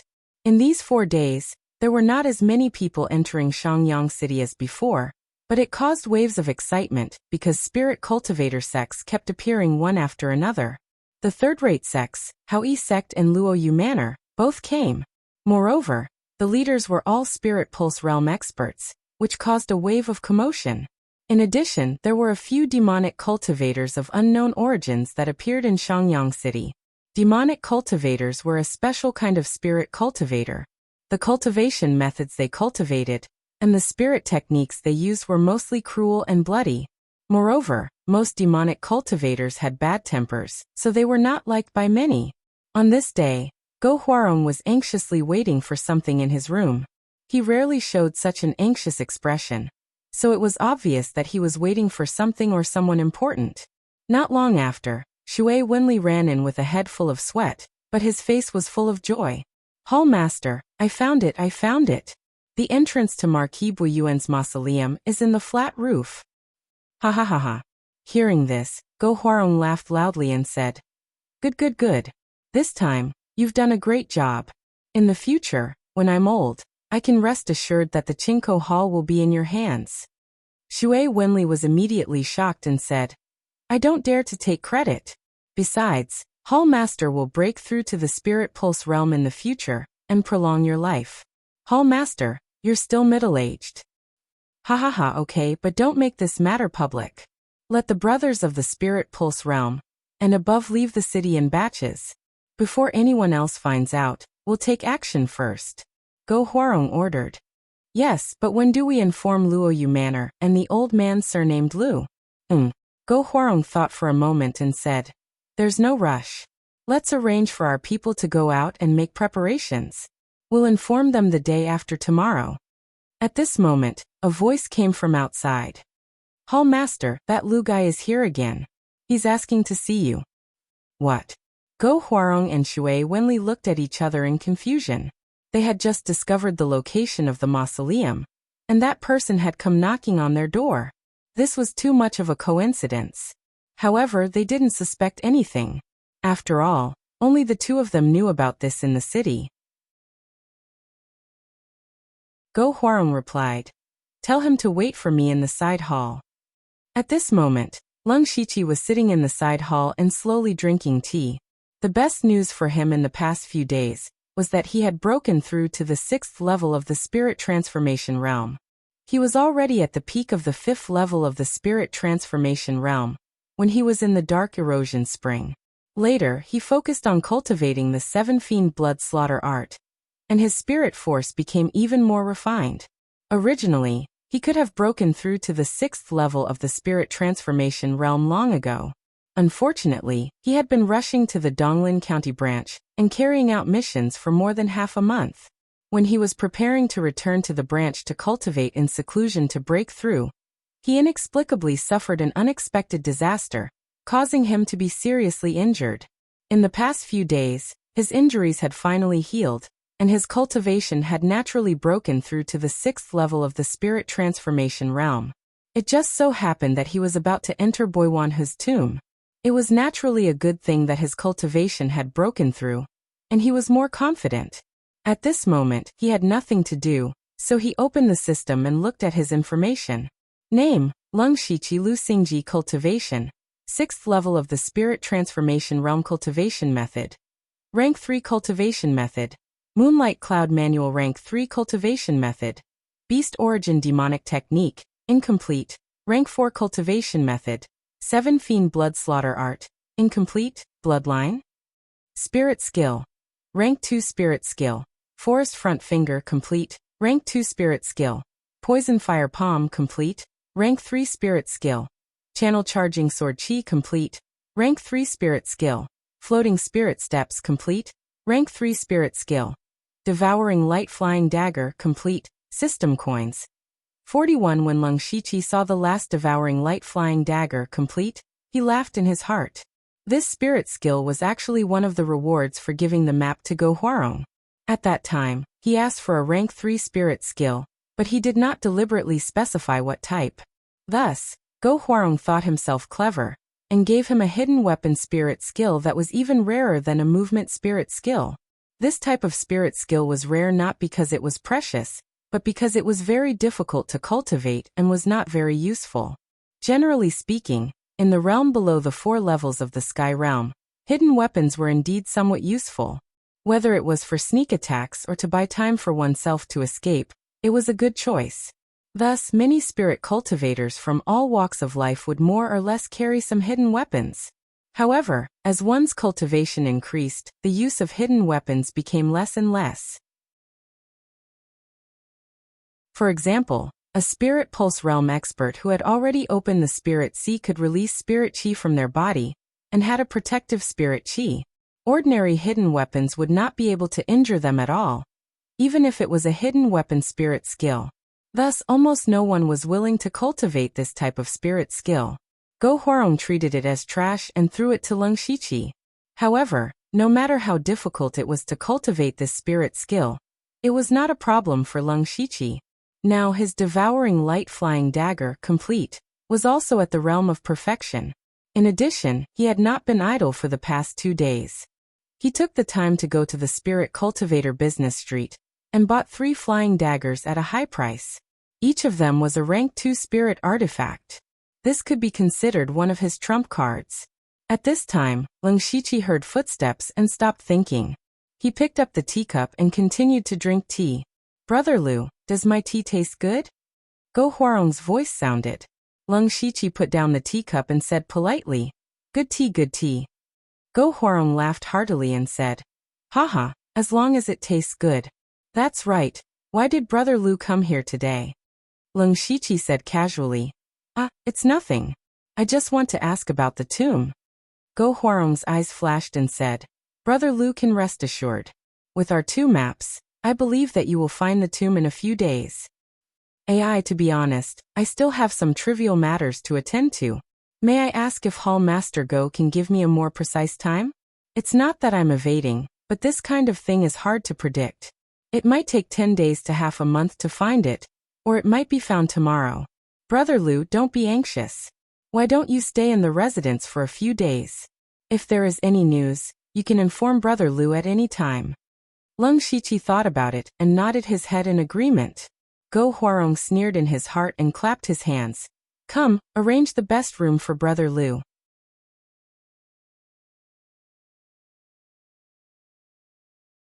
Chapter 160. On the morning of the third day, someone knocked on Lung Shiqi's door. Outside was a person dressed as a servant. When he saw Lung Shiqi come out, he bowed and said, Senior Lu, the hall master invites you over. He said he has something to discuss.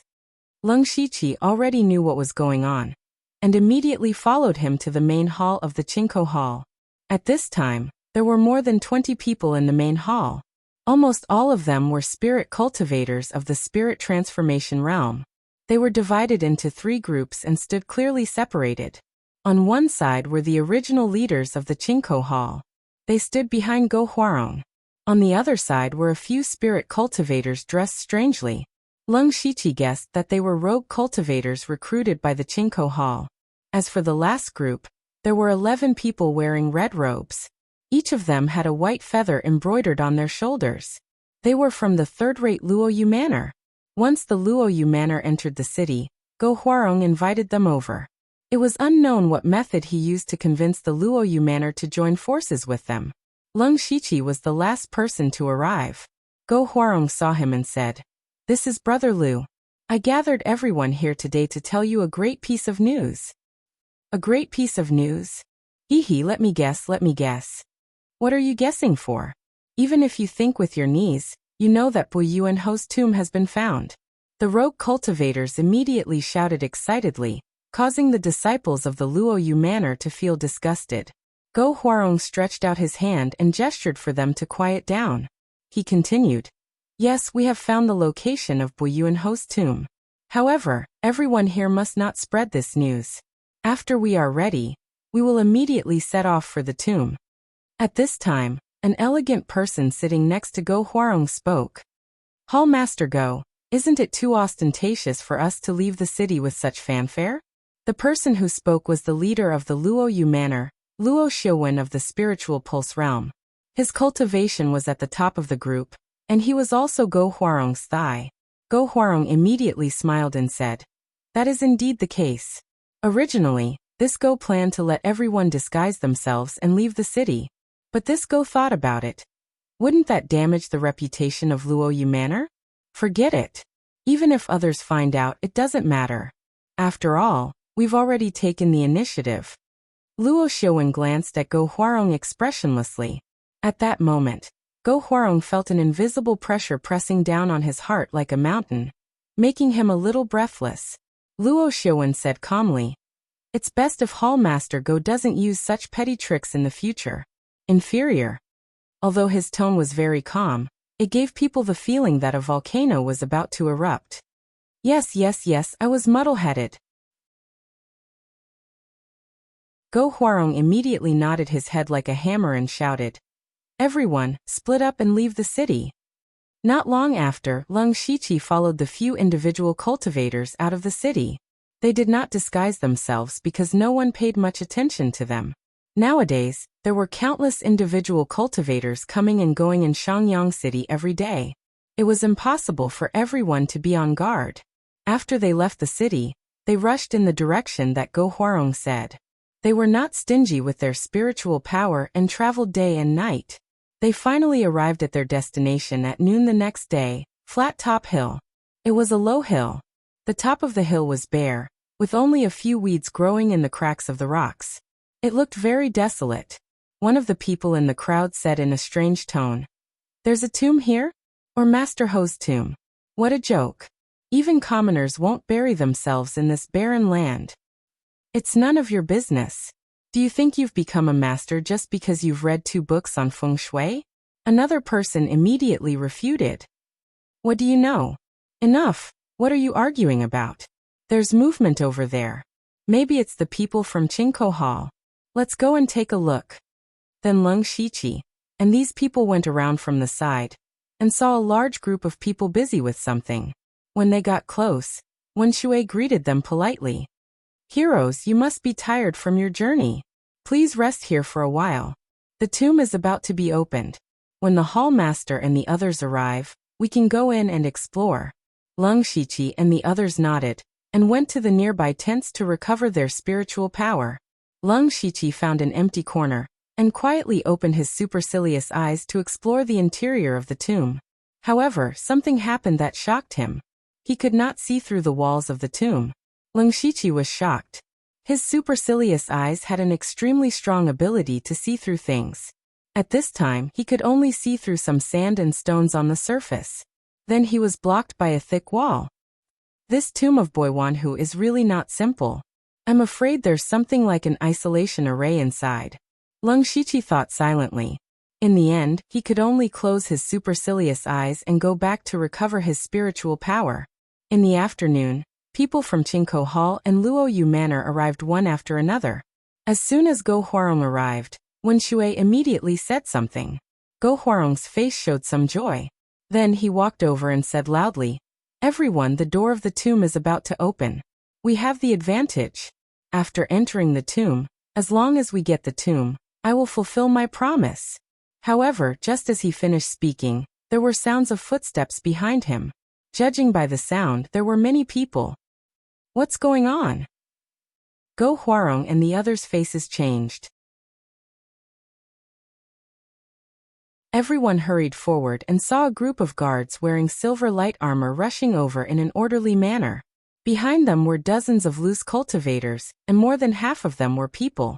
At the front of the light armor guards, there were 10 spirit cultivators from Heavenly Cloud Tower. These people were from the City Lord Mansion. The leader was the commander of the city guards, Zhong Lin, who was the temporary city lord. He was burly, wearing silver armor and holding a huge sword. He was looking at Go Huarong with a cold smile. Beside him was the deacon elder of Heavenly Cloud Tower, Yu Jinyu, who was staring straight at Luo Xiuwen. In his eyes, among so many people, only Luo Xiuwen was his opponent. Go Huarong's face was gloomy as he shouted, "Zhong Lin, how did you know about this place?" Zhong Lin's deep voice sounded. "Of course someone told me." As soon as he said that, Go Huarong looked left and right. At this moment, 3 words appeared in his mind. "There's a traitor." He was furious. "Damn it, if I find out who leaked the news, I'll tear him into pieces." At this moment, there was a loud boom from the side. Wen Shui ran to Go Huarong and shouted, "Hall Master, it's open. The cave entrance is open." As soon as he finished speaking, he saw Zhong Lin, the city guards, and the people from Heavenly Cloud Tower. He was stunned.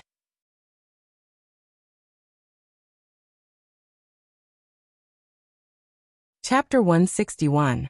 In front of Boiwanhu's mausoleum, Qingkou Hall and the city guards were confronting each other. Go Huarong's face was as black as the bottom of a pot. He knew that there must be a traitor on his side. Zhong Lin only came today, which meant that he had just learned the news. That excluded Qingkou Hall and the people who came the day before yesterday. The several leaders around him had been with him all the time and had no chance to pass on the news. The people of Luoyu Manor were all arrogant and disdained to leak the news at all. Then, it could only be the rogue cultivators who left the city first. The traitor must be among them. Unfortunately, there was no time for him to find the traitor. Go Huarong could only glare fiercely at the rogue cultivators. At this time, Zhong Lin spoke, "Hall Master Go, the news of Boiwanhu's mausoleum was spread by the city lord's mansion. Otherwise, even if you have the map in your hand, it would be a waste of paper. Since we're all here and the entrance is open, why don't we go in and explore together?" That sounds nice. We spent so much effort to find the mausoleum, and you want to reap the benefits with just a few words? Isn't that ridiculous? Go Huarong said unceremoniously. Zhong Lin shook his head and said, "Hall Master Go, if we continue to delay, I'm afraid we won't even have the chance to go in together." Go Huarong frowned when he heard this. Immediately, he thought of something and his face changed slightly. Leng Shiqi rolled his eyes and also thought of the meaning of Zhong Lin's words. That was rogue cultivators. There were now a large number of rogue cultivators gathered in Shangyang City, and only a few of them were recruited by Qingkou Hall and the city lord's mansion.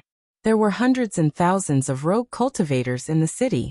Leng Shiqi and the others disguised themselves and went out of the city in batches, so they naturally did not attract the attention of the rogue cultivators. However, the city guards went out of the city with great fanfare. No matter how stupid the rogue cultivators were, they would know that Boiwanhe's mausoleum must be here. It would not be long before a large number of rogue cultivators arrived. Those rogue cultivators might be scrupulous about the people of Tianyan Tower and Luoyu Manor, and even give some face to the city guards, but they would never give face to Qingkou Hall. Apart from that, there was another huge hidden danger, which was another third-rate sect, the Howie sect. The Howie sect didn't come into contact with any forces after entering Upper Yang City. They just stayed in the inn, and were probably on their way here. In the end, Go Huarong made a concession. However, he put forward the condition of letting the city guards enter first. At first glance, this approach seemed a little stupid. It was equivalent to giving away the initiative, but in fact it was a good idea. That was because there were bound to be some traps in the mausoleum. There might even be formations and prohibitions. The first person to enter would be equivalent to stepping on a mine. Zhonglin glanced at Yu Jinyu, who was beside him. Seeing his unapproachable look, he thought about it and agreed to Go Huarong's condition. Soon after, the people of Qingkou Hall opened up a small path. When the city guards arrived at the pitch-black entrance of the mausoleum, several dozen city guards with shields surrounded the others, and stepped into the mausoleum step by step. After that, Go Huarong and Luoyu Manor entered together. Leng Shiqi was at the back of the group. He followed everyone into the legendary mausoleum of Marquis Boiwanhu without any sense of presence. As soon as he entered the mausoleum, Leng Shiqi felt a gust of cold wind. It was obviously a gentle breeze, but it made his body feel cold from the inside out. He looked up, but the mausoleum was pitch black and he couldn't see anything. Huff. Huff. At this time, torches lit up one after another in front of them. Go Huarong was obviously well prepared. With the help of the light from the torches, Leng Shiqi saw that they were in a passageway that was neither wide nor narrow. The walls on both sides of the passageway were bare. However, Leng Shiqi noticed that there were a lot of traces of heavy objects on the ground. However, these traces were not so clear over the years. Then Leng Shiqi pulled down the hood on his head, covering most of his face. Then his eyes turned blue and white as he activated Byakugan. Previously, he activated Byakugan outside the mausoleum, but it was blocked and he couldn't see the situation inside. Now that he was inside, Byakugan could see most of the layout of the mausoleum, but there were still some places that he couldn't see through. At this moment, in Leng Shiqi's vision, there were several traps not far in front of this passageway, but he didn't say anything. Sure enough, after a dozen breaths, there was a ding-ding-dang-dang sound mixed with a few screams. It was the city guards walking in front who accidentally triggered the trap. Hearing this, Go Huarong sneered with a hint of schadenfreude and asked everyone to stop. After there was no sound in front of them, everyone continued to move forward. It didn't take long for them to see the ground full of arrows and the bodies of several guards. Go Huarong said coldly, "Serves you right." At this time, Leng Shiqi, who was walking at the back, suddenly moved his body and leaned against the wall on the right. Because he was walking at the back and everyone's attention was attracted by the front, no one noticed his strange move. He did this because he had already used Byakugan to discover that there was actually a trap here. However, this trap was very sinister. It wasn't activated once it was triggered, but after it was triggered a second time. This way, they could guard against the second batch of people who entered and returned. There was a soft caw sound. Someone had triggered the trap. Suddenly, the wall above the passageway suddenly split into two sides, and then countless sharp spikes fell down. What was even more terrifying was that these spikes were shining with spiritual light. Everyone was startled. Go Huarong immediately shouted, "Not good. Run." The spikes didn't cover the entire passageway, and there was still some space on both sides. Everyone immediately hid on both sides of the passageway. Unfortunately, most of these people thought that the trap had been triggered by the city guards, so they weren't too vigilant. Even though they were warned, they were still half a step too late, and finally died after being pierced by countless spikes. Go Huarong and Luo Xiaowen's faces turned pale when they saw this scene. They didn't expect such a trap, and they were caught off guard. What was worse was that this trap actually killed about 30% of the people. Among them were 2 disciples of Luo Yu Manor. All of this happened too suddenly. Even Luo Xiaowen didn't have time to do anything. Otherwise, he would have had a chance to save the 2 disciples. Now, some people had died before the tomb was found, and they had lost even more people than the city guards. They were at a disadvantage all of a sudden. Leng Shiqi also pretended to be panicked. He was still inconspicuous in the crowd.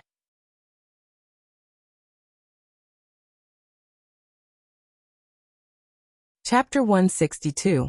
The people from Qingkou Hall and Luo Yu Manor had triggered the second mechanism, which naturally attracted the attention of the city guards and Tianyin Tower. Zhong Lin had a puzzled look on his face, but a glint flashed across Yu Jinyu's eyes. She said, "So there is a mechanism that can be triggered twice. This mechanism is extremely complicated to set up. It seems like this mausoleum is not as simple as we thought." Zhong Lin said, "Elder Yu is really knowledgeable. I admire you." Yu Jinyu did not speak, and did not want to talk to him. Zhong Lin's expression stiffened, but he did not say anything. He just instructed his men to be more careful. On Leng Shiqi's side, Luo Xiaowen, who rarely spoke along the way, said unhappily, "Hall Master Go, since we have entered the mausoleum, let's split up. Luo Yu Manor will stay behind, and help Hall Master Go block the rogue cultivators who are coming." Go Huarong knew that he was going to take the thunder for Luo Yu Manor. He wanted to refuse, but he could not because he could not afford to offend Luo Xiaowen. He had to rely on him. This was the difference in strength. It was also the huge difference between a small gang and a spirit cultivator sect. Go Huarong had no choice but to nod his head with a grim expression. Next, Qingkou Hall and the loose cultivators they recruited walked in front while the remaining 9 cultivators from Fallen Feathers Manor walked behind them. This time, every one of them took 1 step at a time, moving with extreme caution. Leng Shiqi had a headache. Originally, he was at the back and could use the supercilious eyes to observe more. Now that he was in the middle, especially with Luo Xiaowen behind him, he did not dare to make any small moves. He was afraid that the Spirit Pulse Realm Master would notice something. Then they triggered 1 or 2 second mechanisms in the passage. But because everyone was very careful this time, only a few rogue cultivators died. At the end of the passage was a huge tomb chamber. It was so big that people mistook it for a square. When Leng Shiqi and the rest arrived, they saw the city guards standing neatly at the side. Beside them were people from Tianyin Tower, and some rogue cultivators. Zhong Lin heard the noise and turned to look. When he saw that many people from Qingkou Hall had died, he felt a sense of relief. But his face was still very serious. Not only him, but Go Huarong, Luo Xiaowen, and Leng Shiqi also had grave expressions. This was because there were over 1,000 humanoid things standing in this huge tomb. These things looked no different from ordinary people, but they were all lifeless like statues. Their eyes were also staring straight ahead, which was a bit creepy. What was even stranger was that these people were all wearing armor and holding spears in their hands. They were like a group of Yin soldiers. Luo Xiaowen said softly, "Could this be a corpse puppet?" "Does Mr. Luo know what these things are?" Go Huarong asked tentatively. Luo Xiaowen did not hide anything and said, "I've seen it in a secret scroll in the village. This corpse puppet is a variant of the puppet technique. It was created by the corpse refining sect a few hundred years ago. This kind of corpse puppet used living people as materials to refine them into puppets. Moreover, they couldn't die during the refining process. Otherwise, everything would be in vain. After the refining was successful, the corpse puppet could still exert more than half of its strength before it was born. Coupled with the corpse refining sect's spiritual techniques, it could be said to be fearless and powerful. But later, because this method was too vicious, the corpse refining sect was destroyed by several spirit cultivator sects together. I just didn't expect Boiwanhu, who had outstanding military achievements, to use such vicious methods to refine corpse puppets." After hearing Luo Xiaowen's words, Many people gasped in shock. It seemed that these corpse puppets were refined into puppets when they were still alive. That kind of inhuman pain was terrifying just thinking about it. Everyone could not help but snort at Boiwanhu in their hearts. However, Lung Shiqi felt that something was wrong. Because he cultivated the 7 evil blood art, although he could not exert the characteristics of this technique, he was more sensitive to evil spirits. Logically speaking, this kind of corpse puppet should have strong resentment and evil spirits, but Lung Shiqi did not feel the slightest bit of evil spirits from them. He even vaguely felt an indescribable feeling. Lung Shiqi continued to look back, and found that there was a door at the back of the corpse puppets that led to another place. That place was also a place that Byakugan could not penetrate. He guessed that that might be the place where Boiwanhu was buried. However, if he wanted to go there, he had to go through these corpse puppets first. There were more than 1,000 corpse puppets, and each of them had excellent weapons and armor. Although he had not fought with them yet, he could tell that they were not easy to deal with. Whether it was the city guards, Chinko Hall, Tianyan Tower, or Luoyu Manor, they did not have many spirit cultivators in the spirit transformation realm under them. Most of them were in the pure spirit realm. However, both sides added up to about 300 to 400 people. With such a lineup, even if they could win against the corpse puppets, they would suffer heavy losses. Therefore, neither side wanted to be the vanguard. At this time, there was a burst of noise from the passage behind them. Not long after, a large group of rogue cultivators rushed over. There were about 200 to 300 people. When these rogue cultivators saw the corpse puppets, they knew that they were not to be trifled with. However, there were all kinds of people among the rogue cultivators, and there were a few who were bold enough to poke the corpse puppets. This touch did not matter, but all the corpse puppets trembled slightly at this moment. Thousands of corpse puppets stiffly turned a few times, and then rushed over together. The first few people who touched the corpse puppets were pierced by the corpse puppets' spears in the blink of an eye, and they could not be more dead. The sudden awakening of the corpse puppets caught everyone off guard. Among them, 3 corpse puppets attacked Lung Shiqi at the same time. However, Lung Shiqi did not panic. He did not dodge, but unsheathed his spirit saber and took the initiative to meet them. He wanted to see how strong these corpse puppets were. With a clang, Lung Shiqi's scimitar blocked the spears of the 3 corpse puppets. Immediately after, 3 huge forces were transmitted, shaking his hand until it went numb. Each corpse puppet actually has the strength of a peak pure spirit realm cultivator. Lung Shiqi secretly exclaimed. Then something even stranger happened. The 3 corpse puppets actually split up. One of them stalled Lung Shiqi from the front, and the other 2 surrounded him from the side. They actually had a certain level of consciousness. A hint of surprise appeared in Lung Shiqi's eyes, but he could not delay any longer because several corpse puppets were rushing towards him from behind. Then Lung Shiqi used spirit steps and easily dodged the attacks of the 3 corpse puppets. Then, with a shake of the scimitar in his hand, hundreds of saber shadows directly enveloped the 3 corpse puppets. The saber light was like a storm, and in a few breaths, the 3 corpse puppets were cut into pieces.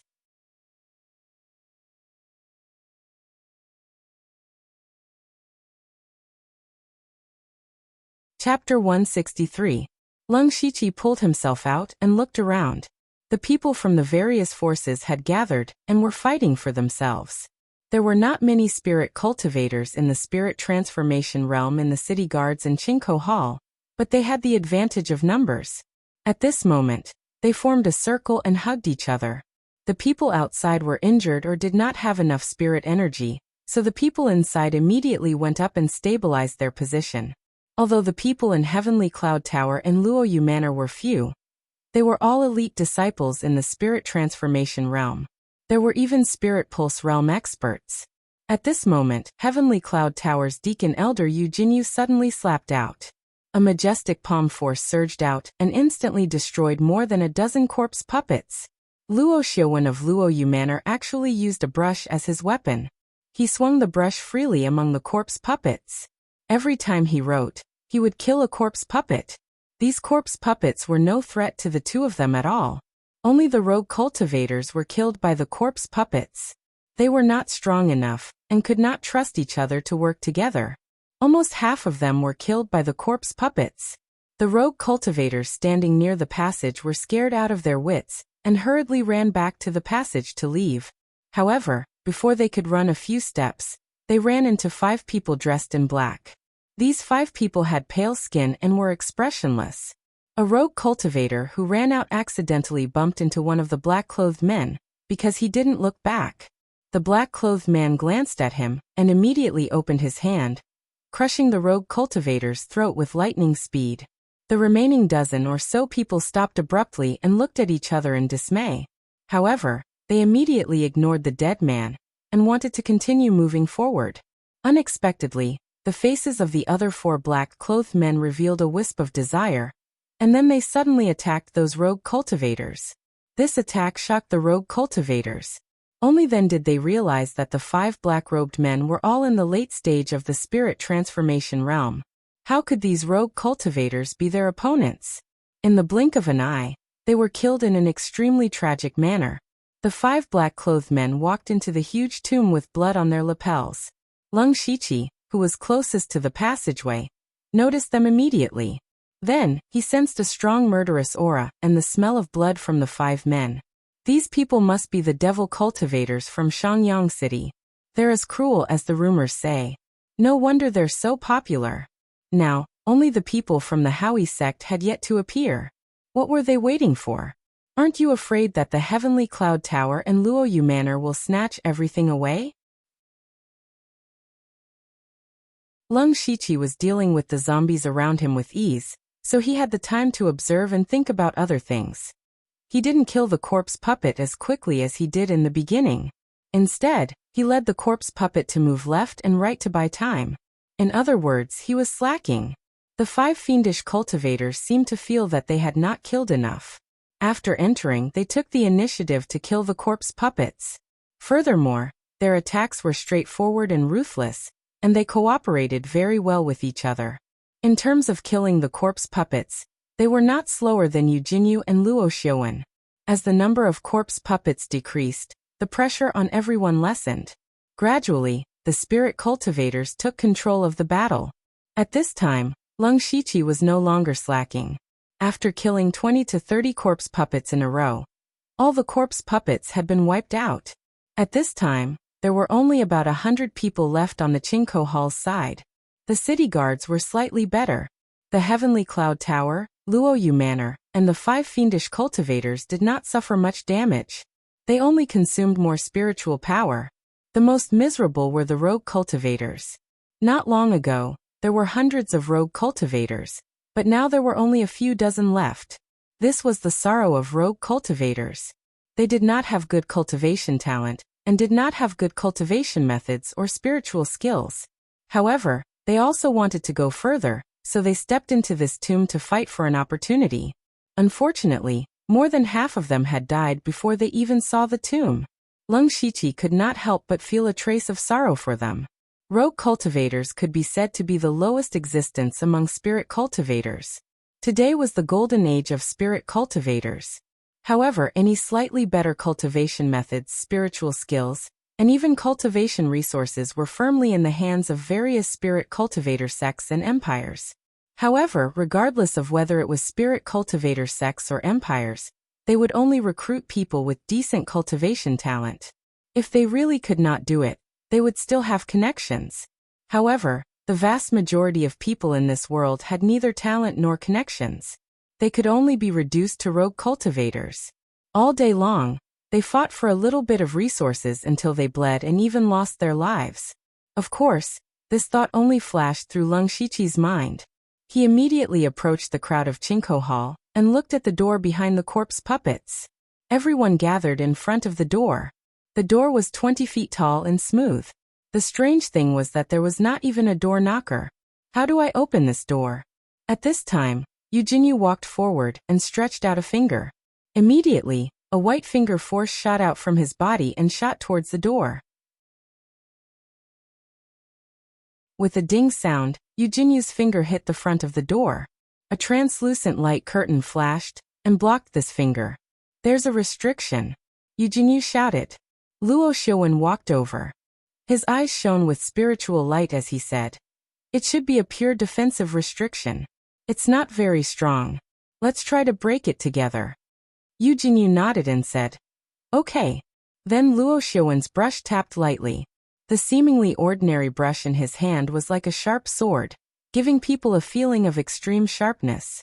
At this moment, he gathered all his spiritual power at the tip of the brush. Then he stabbed out and broke the surface with a single point. Yu Jinyu slapped out a few times. Every slap was majestic. Every slap hit the same place on the door. That was also the place where Luo Xiaowen stabbed out. Under the combined efforts of the two Spirit Pulse Realm experts, the restriction on the door was quickly broken. Luo Xiaowen and Yu Jinyu pushed open the door. When everyone saw what was inside, they were all shocked. Lung Shiqi was the same.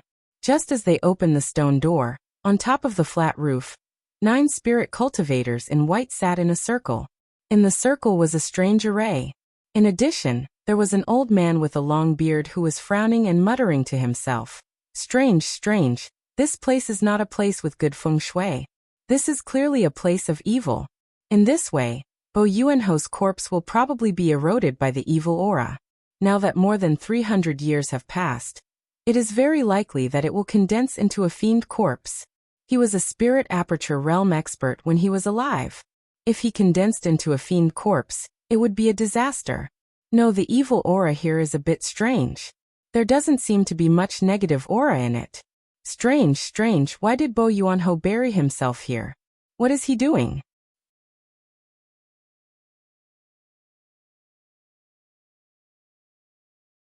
Chapter 164.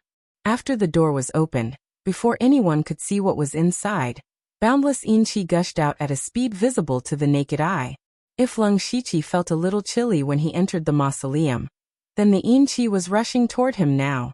Everyone felt as if they had fallen into an ice cellar. Some of them were unable to withstand the cold, and began to shiver on the spot. There were even some whose bodies were invaded by the baleful aura, triggering the negative emotions in their hearts, and causing them to go crazy on the spot. Of course, they were quickly killed by the others. Lung Shiqi also felt a desire to kill in his mind. Fortunately, his mental strength was not weak.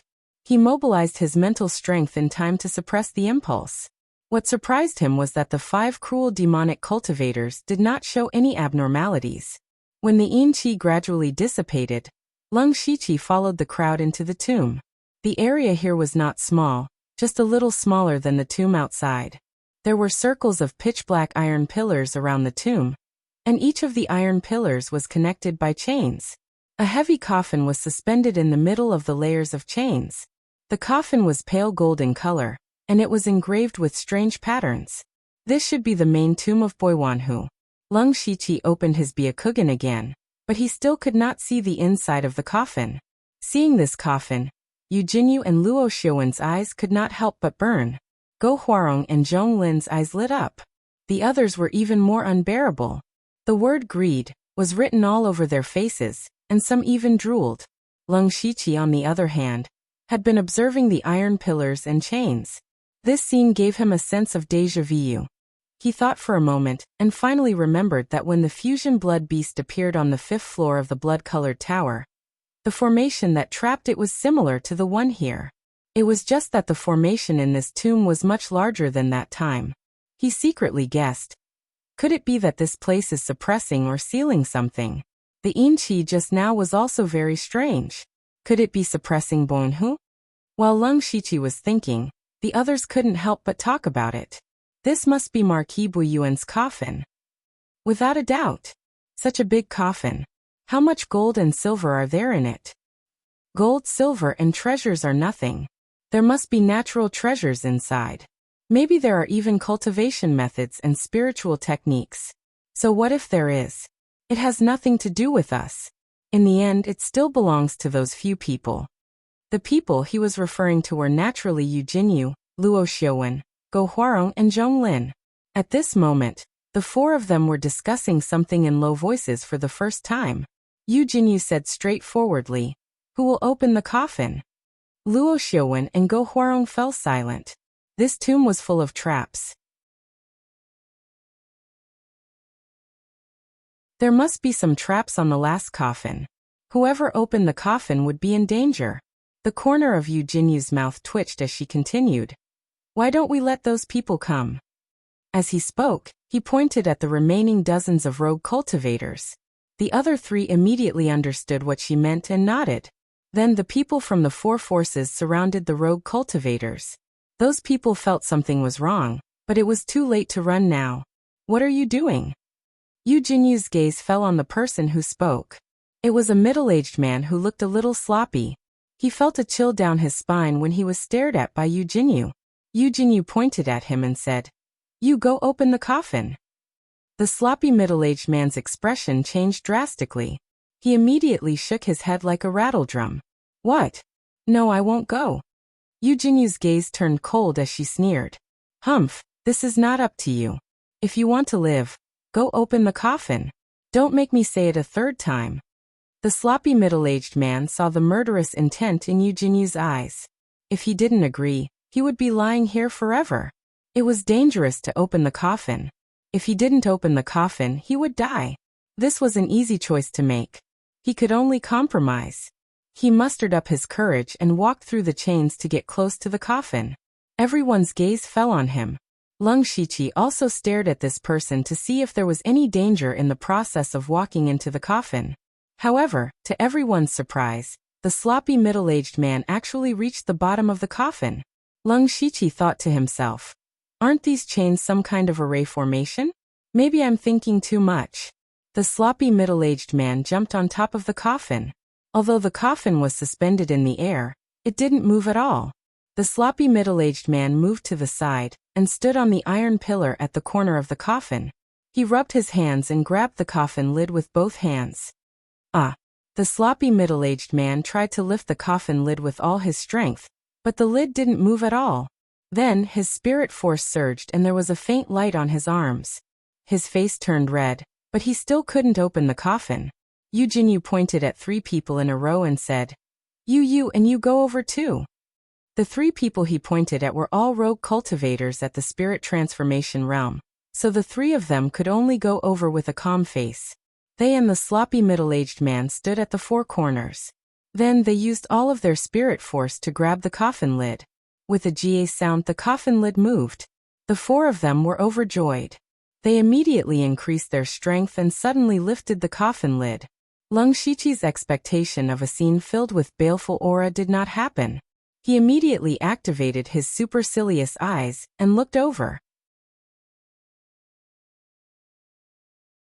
Soon after, his greenish-white eyes were filled with astonishment as he quietly retreated. The 4 people who opened the coffin subconsciously looked down and saw that the coffin was filled with a dense light black fog. There didn't seem to be any treasures in the fog. They only saw a burly figure wearing heavy armor, holding a heavy sword, and a helmet. The helmet only revealed 2 holes. However, in the next moment, the 2 holes lit up. Whoosh! Before the others had time to rush to the coffin, for black fog suddenly rushed out of the coffin.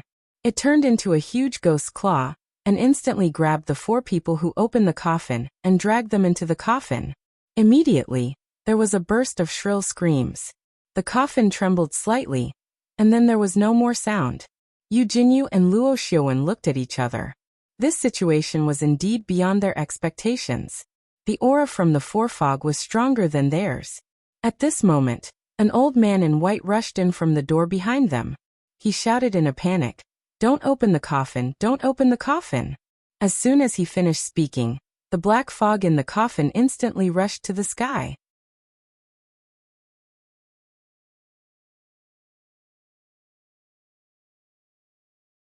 Chapter 165. The old man's voice attracted everyone's attention. The people from Heavenly Cloud Tower and Luoyu Manor immediately recognized him. This person was the array master of the Howie sect, Lu Lekung. He was quite famous and respected in this area. Even in the entire Donglin County, he was quite famous. Yu Jinyu and Luo Xiaowen were puzzled. They thought that the Howie sect was also here to fight for Boiwanhe's burial items, but now it seemed that was not the case. As for Lu Licheng's words, it made their hearts skip a beat. The strange scene that happened in the coffin was something they had all seen with their own eyes. Now that Lu Lekung, the array master, came running in a panic to say that he could not open the coffin. He should know some unknown secrets. However, there was no time for them to think carefully now because endless black fog suddenly burst out from the coffin and rushed straight up. The black fog instantly filled the entire tomb. Everyone was in the black fog. The black fog was like a living thing that kept drilling into people's bodies. The black fog entered the body and quickly absorbed the flesh and blood in the body. In the blink of an eye, several people were sucked dry by the black fog. At this time, people remembered to use spiritual power to isolate the black fog. Lung Shiqi did the same. He had already started retreating the moment the coffin was opened. Now he had retreated to the vicinity of the door. There was relatively less black fog here. He used spiritual power to cover his body surface to prevent the black fog from entering his body. However, this way, his spiritual power was rapidly consumed at every moment. It was not a long-term solution. At this time, Lung Shiqi looked up and saw that the black fog that had sucked the flesh and blood was feeding back into the coffin. Then there was a soft sound from inside. Then a tall and mighty figure stood up from the coffin. His whole body was covered in heavy armor, only revealing a pair of scarlet eyes. Lung Shiqi seemed to see a touch of helplessness in those eyes, but it was immediately replaced by boundless anger. Hehehe. A rogue cultivator was so scared that his mouth trembled, and he could not speak. Even Yu Jinyu and Luo Xiaowen could not keep calm at this time. They could clearly feel that the person's aura was far beyond theirs. Yu Jinyu said in a low voice, "Could he be Marquis Buyuan?" At this time, Lu Luqing came over and sighed deeply. In the end, I was still a step too late. That's right, he is Buyuan Ho. Or rather, the corpse of Marquis Buyuan. Fiendish corpse? Even though Yu Jinyu and Luo Xiaowen were well informed, they had never heard of this term. Lu Luqing quickly explained. Only corpses buried in the land of extreme evil and corroded by the baleful aura for hundreds of years have the slightest chance of turning into fiendish corpses. Don't tell me you didn't notice that this flat-topped hill is a fiend land? Who would build their own tomb in such a place? That Buyuan Ho had buried him here, and laid down the fiend gathering array in order to condense his corpse into a fiend corpse. But doing so would go against the will of the heavens. It would be equivalent to cutting off the future of his bloodline. In other words, he would have no descendants. Lu Luqing didn't deliberately conceal his words, and everyone present heard it, immediately causing an uproar. In my bloodline? Is it that mysterious? If that's the case, why would Buyuan Ho do this? No wonder I've never heard of the story of Buyuan Ho's descendants. Didn't his entire family get killed? How could there be descendants? But isn't this the same as ending his bloodline? Could it be that Buyuan Ho wanted to refine himself into a fiend corpse that led to the extermination of his entire family? Lung Shiqi didn't have the leisure to care about this. At this moment, he was still staring at Buyuan Ho's fiend corpse with vigilance. He could also feel the terrifying aura of Buyuan Ho's fiend corpse. If a fight broke out, Lung Shiqi would have to give up this opportunity and turn around to escape. But the strange thing was that Buyuan Ho's fiend corpse didn't do anything even though everyone had been whispering for a long time. Instead, the black fog in the tomb slowly faded. Lu Luqing continued. What I just said is true. Do you still remember why Buyuan Ho's entire family got exterminated? It was because he was found to have collected huge amounts of wealth and privately manufactured military equipment. In fact, what he built was this tomb. At that time, he had already made up his mind to refine himself into a fiend corpse, even if his entire family got exterminated and his bloodline ended. Yu Jinyu couldn't help but ask, then what was his purpose in doing this? What did he get out of it? Alas, Lu Luqing suddenly sighed and said, at first I was also very puzzled. At first, I thought the tomb's array was a fiend gathering array, but I suddenly realized that it wasn't just a fiend gathering array. There was also a fiend suppression array below. Buyuan Ho was actually using fiends to suppress fiends. He would rather turn himself into a fiend corpse and end his bloodline, but in fact he wanted to use his fiend corpse to suppress something. The corpse puppets outside were his personal guards who were willing to accompany him in his ambitions. They all volunteered to be refined into corpse puppets, so that they could guard this place forever. After Lu Luqing said this, the tomb suddenly quieted down. Lung Shiqi also slowly straightened his body. At first, when he first saw Bu Yuanho's life history, he thought that Bu Yuanho wasn't a person who fought for power and profit. It was a bit strange that he would conspire against others. At that time, he thought that people would change, so he didn't pay too much attention to it. But when he got more detailed information from Mao Kai, he felt that Bu Yuanho's effort to build a tomb for himself only resulted in the extermination of his entire family. The gains didn't make up for the losses. Not long ago, when he saw the thousands of corpse puppets outside, Lung Shiqi's impression of Bu Yuanho was extremely bad. Perhaps the one recorded in history and information wasn't the real Bu Yuanho. The real Marquis Bu Yuan had created so many undead puppets to protect his mausoleum, so he must have been a vicious and merciless person. But now, after hearing Lu Licheng's words, he changed his opinion of Bu Yuanho once again. It turned out that everything Bu Yuanho had done was to suppress an extremely dangerous ghost. Even if his entire family was exterminated, even if he had to bear a lifetime of infamy, even if his name would go down in history, Lung Shiqi didn't expect that there would be such a righteous person like Bu Yuanho in this world. Not only him, but everyone else was the same. Many people showed ashamed expressions at this time. If that was really the case, then they were actually coveting Bu Yuanho's burial items, which made them feel a little ashamed. But more people still had an indifferent attitude. Their eyes were still staring at Bu Yuanho's coffin, hoping to see what was inside. At this time, Lung Shiqi suddenly thought of a question, which happened to be asked by Luo Xiuwen. What exactly is Bu Yuanho trying to suppress?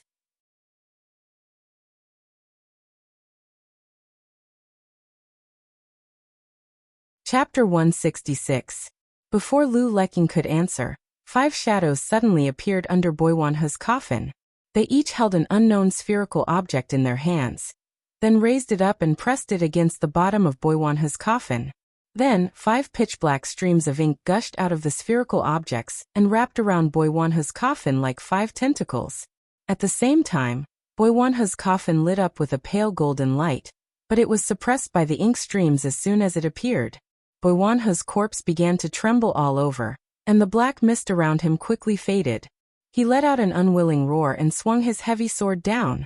However, the 5 streams of ink were so tough that they were not cut in half.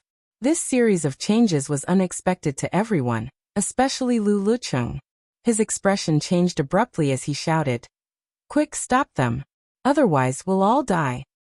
"Ha ha ha, it's too late!" The 5 demonic cultivators laughed. At this time, the black mist around Bu Yuanho's body was very little, and his aura was rapidly weakening. At the same time, the whole tomb began to tremble slightly. The trembling was getting more and more intense. Clanking noises could be heard from the chains in the tomb. Soon after, specks of light blossomed from the iron pillars that were connected to the chains.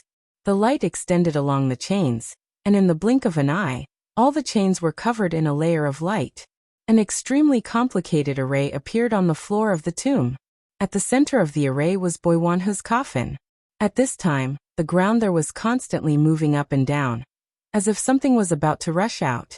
Lung Shiqi opened his supercilious eye. Although he still could not see what was under the array, he could see that the spiritual power of the array was slowly weakening. In other words, the array would not last long, and the thing that had been suppressed by Bu Yuanho for more than 300 years would soon break free. Lung Shiqi already had plans to retreat. Unfortunately, just as he was about to leave, Bu Yuanho's corpse suddenly stabbed his heavy sword into the coffin, transferring all the black mist on his body into it. The iron pillars suddenly spread out, and the layers of chains danced in the air, surrounding the entire tomb. Even the door behind them was shut with a loud bang. Lung Shiqi was standing next to the door. He was one step away from leaving this place, but he was still one step too late. His expression changed slightly, and he immediately executed the hand of the earth with the intention of burrowing through the ground. However, to his surprise, he was actually unable to soften the ground here. Lung Shiqi's heart couldn't help but sink. But on second thought, with such a complicated array formation, it was reasonable for the hand of the earth to fail. However, this was the first time he had encountered such a situation. The Hand of the Earth could be said to be the most comprehensive spiritual technique he had developed. It could be used to attack, retreat, and escape. Especially the earth burrowing technique, which he loved to use the most. Who would have thought that he would suffer a setback today? Escape? There was no escape now. Lung Shiqi could only let go of this thought. Next, he had to think about how to survive. If we kill them now, we still have a chance to stop it from breaking out of the array. Lu Leqing hurriedly shouted, and then he rushed over without a care for his own safety. He was also a spiritual pulse realm expert. Although he was not young, his body was very agile. He jumped over countless chains and quickly approached the 5 demonic cultivators. Yu Jinyu and Luo Xiaowen knew that things were serious and followed closely behind. Lung Shiqi looked at the 5 demonic cultivators with a cold expression in his eyes. He held 2 scimitars behind his back and rushed over like a jaguar. At this time, almost all the spirit cultivators in the spirit transformation realm attacked the 5 demonic cultivators. Seeing this, the demonic cultivators laughed even more arrogantly. The aura on their bodies suddenly increased by several times. It turned out that they were all in the spiritual pulse realm. It was just that they had used some method to hide their cultivation. At this time, 90% of the people suddenly stopped. That was a total of 5 spiritual pulse experts. Wouldn't they be courting death if they rushed up again? Thus, only 6 figures continued to rush toward them. They were Lu Leqing and the other 2 spiritual pulse realm experts, Zhonglin, Go Huarong, and Lung Shiqi. Lu Leqing's eyes flashed and he shouted, "Don't be afraid, they are suppressing Boiwanhe's corpse with all their strength. They can't move at all." Hearing this, some of the people who stopped gritted their teeth and continued to rush over, while some remained where they were. In the blink of an eye, Lu Leqing and the other 2 were the first to get close. Lu Leqing held a disc in his hand. At this time, purple spirit inscriptions burst out from the disc and formed a small array in front of him. He pressed the disc on the ground, and the purple spirit inscriptions immediately spread out and surrounded the 5 demonic cultivators. Then Lu Leqing sat cross-legged and said, "I will maintain the little thunder cloud array to limit their strength. I'll leave the rest to you." As soon as he finished speaking, a purple lightning bolt as thick as a finger shot out from the little thundercloud array. Because the 5 demonic cultivators had to hold the ball-shaped object with one hand to suppress Boiwanhe's corpse, they could not move. This lightning bolt directly hit one of them, causing him to tremble. Then the second lightning bolt began to brew. At this time, Yu Jinyu clapped her hands, and 2 huge palm shadows that could be seen with the naked eye whizzed out. Luo Xiaowen used his brush as a sword and stabbed out an extremely thin ink-colored sword light. Go Huarong and Zhonglin actually joined hands to attack one of them for the first time. Lung Shiqi suddenly unsheathed his dual blades. The moment they were unsheathed, the 2 blades bloomed with a glaring purple blade light. The blade light was like a crescent moon, cold and sharp as it slashed toward the last demonic cultivator. Just as their attacks were about to hit them, the demonic cultivators suddenly stomped, and a terrifying demonic aura rose from their feet to protect them. Yu Jinyu's palms continuously twisted the demonic aura. But Luo Xiaowen's sword light pierced through the demonic aura. Unfortunately, the demonic cultivator he aimed at was already prepared, and the sword only pierced his arm. Go Huarong and Zhonglin's joint attack was completely blocked by the demonic aura, and it did not even tremble. As for Lung Shiqi, he slashed out 2 crescent light slashes at the same time. The 2 crescent light slashes crisscrossed and landed on the demonic aura, causing it to weaken a lot. After a few breaths, the crescent light slashes forcefully exhausted a large amount of demonic aura. But the blade light itself also consumed a large amount of spiritual power, and finally dissipated into nothingness. But even so, the others were still shocked, especially the 3 spiritual pulse realm cultivators, who knew the power of the demonic aura the best. This unremarkable little old man could actually force the demonic aura to this extent, which was really beyond their expectations.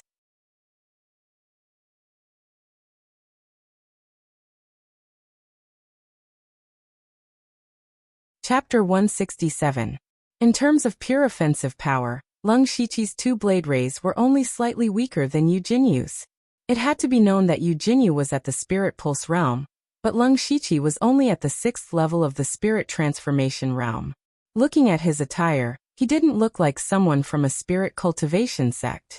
They didn't expect a small rogue cultivator to have such strength. Go Huarong couldn't help but widen his eyes. He was the one who brought Leng Shiqi here. He had always thought that Leng Shiqi was just an ordinary rogue cultivator who obtained the map by luck and never took him seriously. He even wanted to kill Leng Shiqi.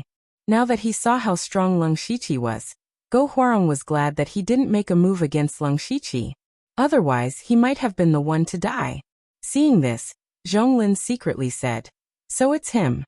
That day, when Leng Shiqi tried to assassinate Baopingyi, he and Chu Xinran had secretly seen a few shocking saber lights from afar, which were exactly the same as what was happening now. Therefore, Zhonglin knew that Leng Shiqi was Baopingyi's killer. Although Lu Licheng was a little surprised, he was still maintaining the formation and couldn't pay too much attention to it. Immediately after, 2 more purple lightning bolts shot out from the formation. Moreover, it hit the person who was injured just now. The devil cultivator immediately spat out a mouthful of blood, but his face revealed a crazy smile. "Ha ha ha, it's out, it's out, it's out, just wait for your death." "Not good," Lu Licheng suddenly shouted. Just as he finished speaking, all the formations on the ground shattered. The iron pillars and chains flew out in all directions, killing countless people. The scene suddenly became chaotic.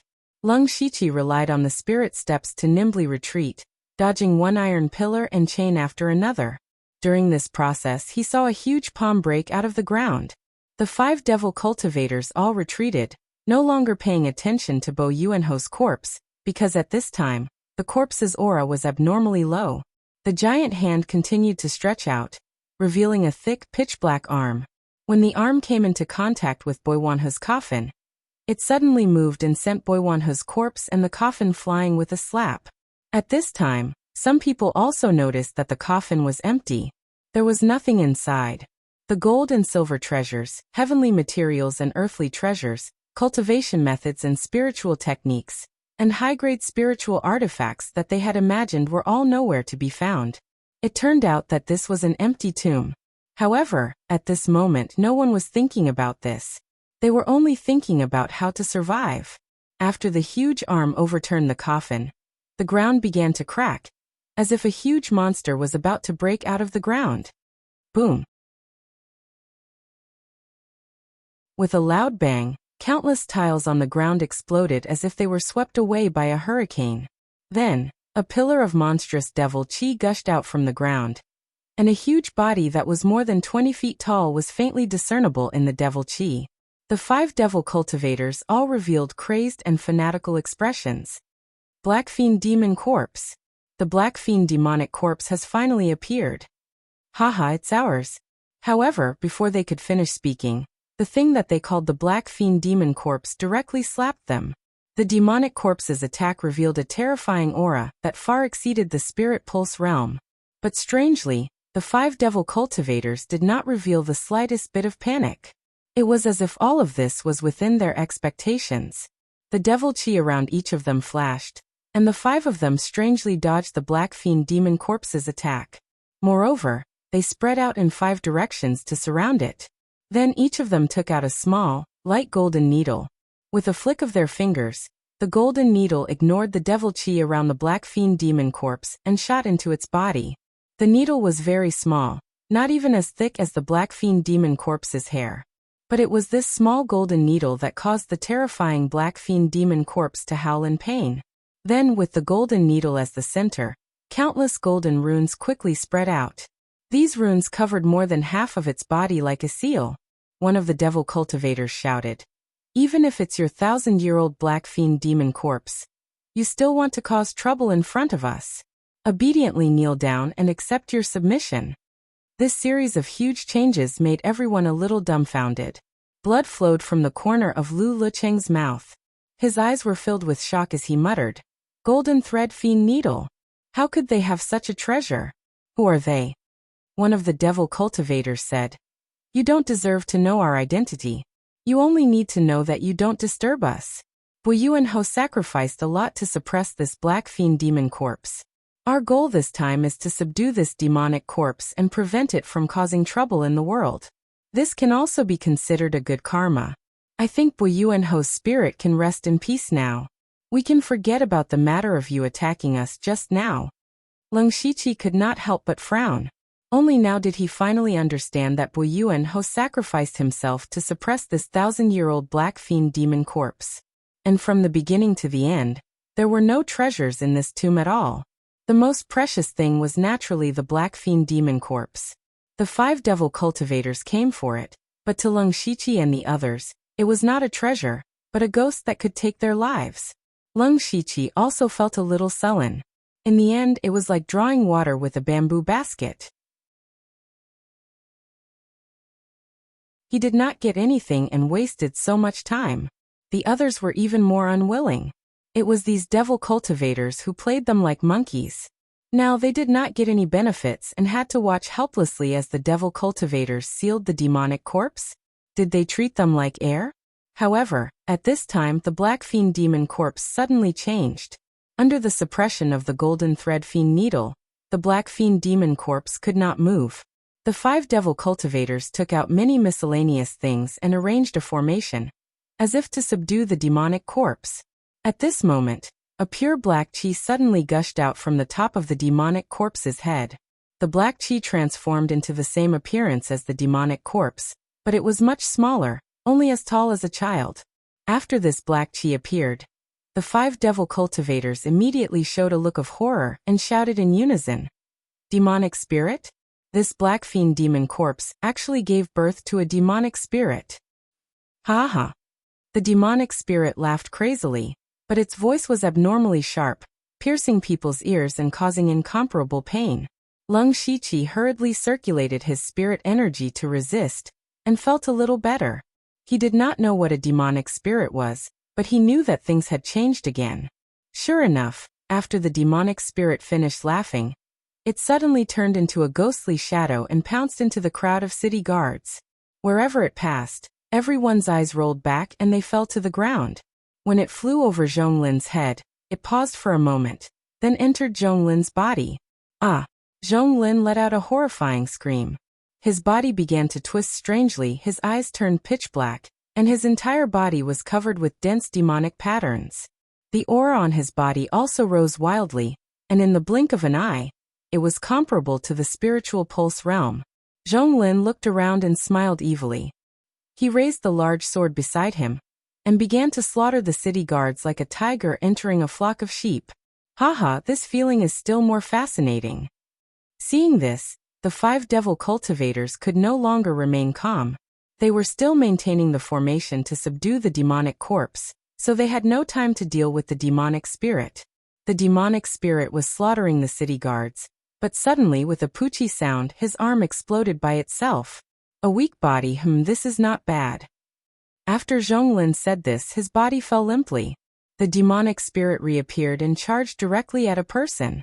That person was Leng Shiqi.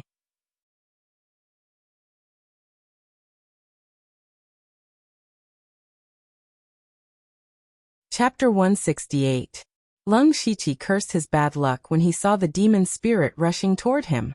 He immediately gathered all his spiritual power, and a faint black aura rose from his feet. He used the ethereal spirit steps and floated away. However, the demon spirit was even faster. Leng Shiqi had just dodged and was about to dodge a second time, but the demon spirit was already in front of him. He did not catch the demon spirit's shadow at all, and was stopped by it. Then, the demon spirit entered Leng Shiqi's body just like before. Leng Shiqi only knew that his vision turned black and he lost consciousness. Ha ha ha. Leng Shiqi laughed softly. Your physical body is not bad. Then dense black demonic patterns appeared all over Leng Shiqi's body. Unlike before, the demonic patterns were still squirming slightly this time. His aura was even stronger, and was comparable to the late stage of the spiritual pulse realm. Boom. Immediately, Leng Shiqi was wrapped in a dense demonic aura, and crashed into the crowd of Luo Yuman'er disciples like a cannonball. Luo Xiuwen's expression changed greatly. Unfortunately, he cultivated very delicate spiritual techniques, and was not good at such a fierce battle. He could only use all his strength to pull the two closest disciples away. However, the remaining disciples of the spiritual transformation realm could not stop Lung Shiqi. He spread his arms and the demonic aura around him formed sabers, halberds, spears, and other weapons and smashed them down. The disciples of Luoyu Manor had never seen such a battle before, and were already panicking. They could not withstand a single blow from Lung Shiqi. Blood gushed out from the crowd and limbs flew everywhere. Lung Shiqi wiped the blood stains on his hand and put it in his mouth. Delicious. It's your turn next. Lung Shiqi smiled coldly and locked his gaze on the 5 demonic cultivators who were still subduing the black fiend demon corpses. The 5 people's expressions immediately darkened. They were at the critical moment of sealing the demonic corpse, and if they were interrupted, it would mean that all their efforts would be for naught. Once their seal failed, and the devil spirit returned to the black fiend demonic corpse, everyone in the tomb would die. Of course, that included them as well. Stop him! Stop him! One of the demonic cultivators shouted, but the others just dispersed and ignored him. In the beginning, it was these few people who were playing tricks. Otherwise, why would this black fiend demonic corpse be released? Now that there was a problem and they couldn't handle it, they thought of other people? Another devil cultivator frowned and said in a deep voice, "Everyone, I am Su Lu. The array left behind by Marquis Buyuan is already an arrow at the end of its flight after more than 300 years. Otherwise, how could the 5 of us release the black fiend devil corpse so easily? Even without us, the black fiend demonic corpses will break out of the formation in a few years. And the purpose of our trip this time is to completely seal the black fiend devil corpse, so as to prevent it from causing an irreversible disaster. Now, we only need you to delay this monster for a moment. Once we seal its body, it will be time to kill the devil spirit." After Su Lu finished speaking, he looked at Luo Xiaowen, Yu Jinyu, and Lu Lekeng. Now only the 3 of them could stop Lung Shiqi. These 3 people were the upper echelons of the spirit cultivator sect. Naturally, they knew that if the lips were gone, the teeth would feel cold. Although they were very unhappy about being used by the devil cultivators, they did not want to die even more. At this time, the 3 of them finally stood up. Lung Shiqi tilted his head. With a shake of his shoulders, the billowing demonic aura behind him condensed into 4 giant pythons. His hands also formed swords and sabers, and he charged forward at a speed as fast as a phantom. His demon-like attack immediately scared the surrounding people away, but at this time, 3 people blocked in front of him. Yu Jinyu raised one of his palms high above his head, and white clouds began to gather on it. Then the clouds formed the shape of a huge palm. He shouted, "Sky Cloud Palm." The cloud palm slammed down from mid-air. At the same time, Luo Xiaowen's face darkened as he held his brush and drew out streaks of sword aura. The sword aura formed the word kill. When he drew the last stroke, the sword aura of the word kill shot out. Lu Lekeng was a little embarrassed. He was an array master, and was not good at fighting head-on. At this time, he could only set up 2 defensive restrictions on the spot to stop Lung Shiqi. That's the ultimate skill of the Sky Cloud Pavilion, Sky Cloud Palm. It's said that the owner of the Sky Cloud Pavilion once used this move to kill a level 4 demonic beast. There's also the kill sword technique of Luoyu Manor. Anyone hit by it will definitely die. That Master Lu can set up restrictions out of thin air. Unbelievable. Is this the true strength of a Spirit Pulse Realm expert? I actually saw it with my own eyes.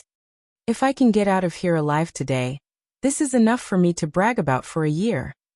When the others saw that the 3 Spirit Pulse Realm experts had taken out their trump cards, they started chatting and seemed to have forgotten that they were also in great danger. However, Lung Shiqi's eyes were full of disdain. Facing Yu Jinyu's Sky Cloud Palm, the 4 Devil Chi pythons behind him charged forward. Immediately, there was a loud bang in midair, and a black and white ball of light appeared. Huge waves of spirit chi spread wildly, and everyone could not help but take a few steps back. At this time, Luo Xiaowen's kill sword chi also arrived in front of Lung Shiqi. Lung Shiqi casually swung the saber and sword in his hand. He didn't use any powerful sword techniques, but just swung it down and the kill word sword energy was instantly shattered. Lung Shiqi did not slow down and rushed to the restrictions set up by Lu Leqing. However, Lu Leqing himself had already run as far away as he could.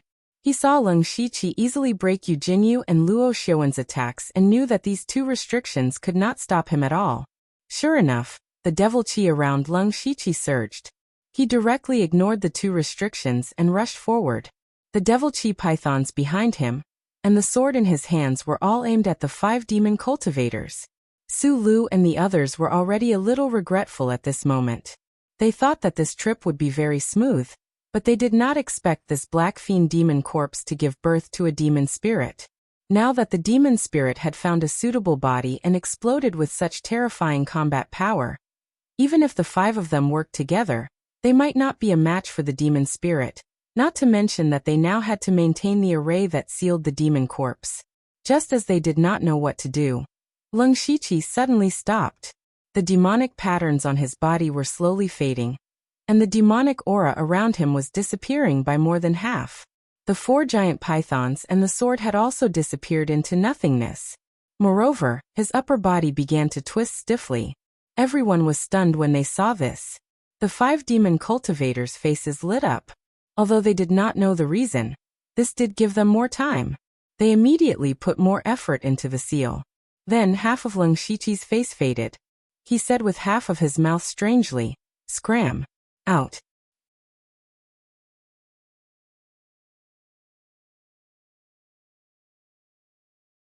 Chapter 169.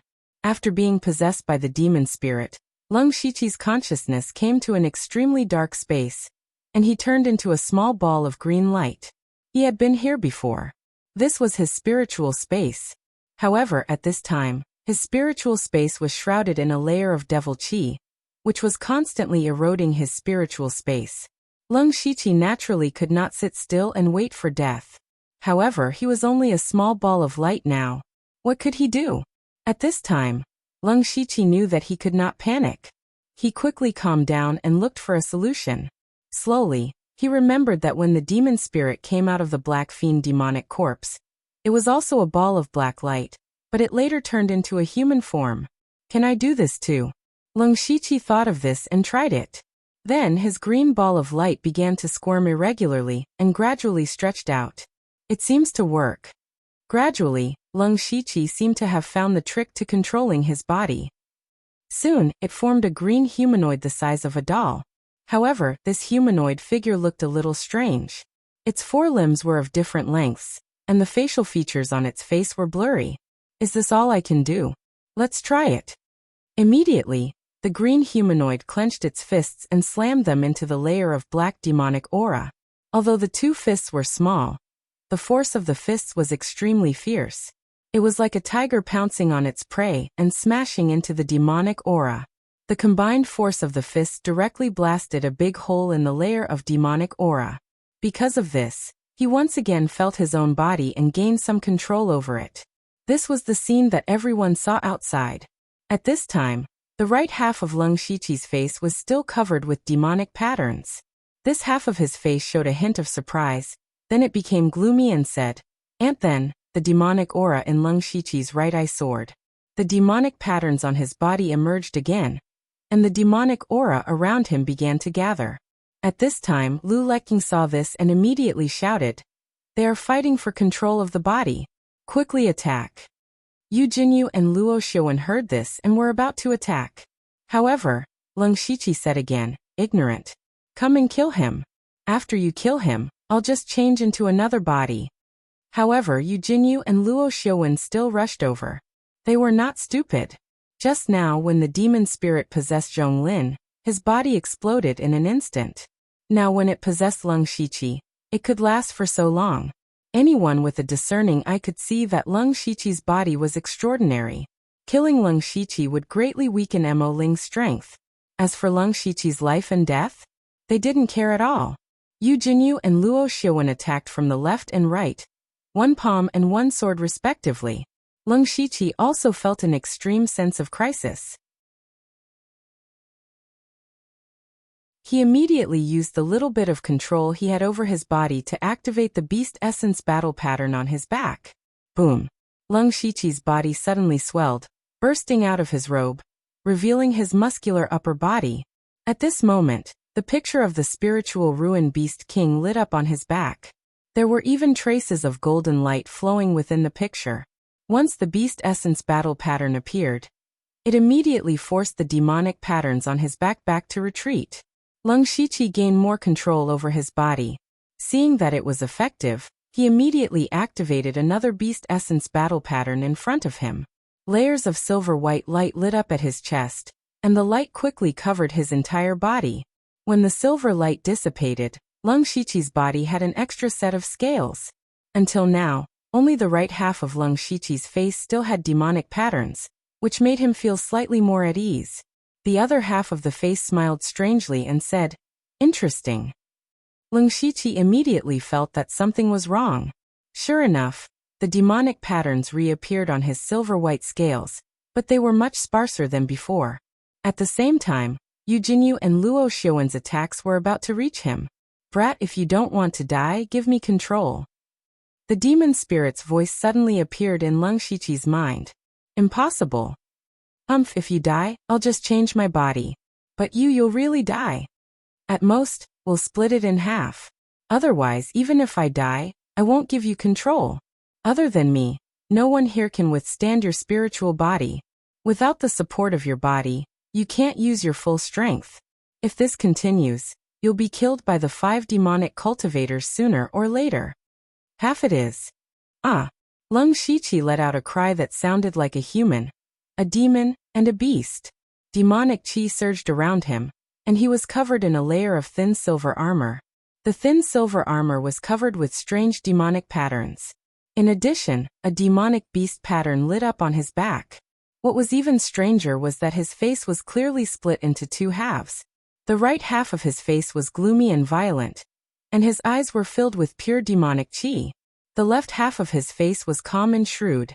Blue veins popped out at the corners of his eyes, but his pupils had turned greenish-white. He stood still, and his black hair was blown wildly by the invisible force. He was like a demon. In the face of Luo Xiuwen and Yu Jinyu's attacks, he stood still. Then, he swung his right arm, and the demonic aura behind him condensed into several huge halberds.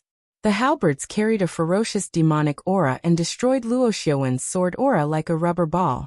They tore through his protective spirit energy and sent him flying.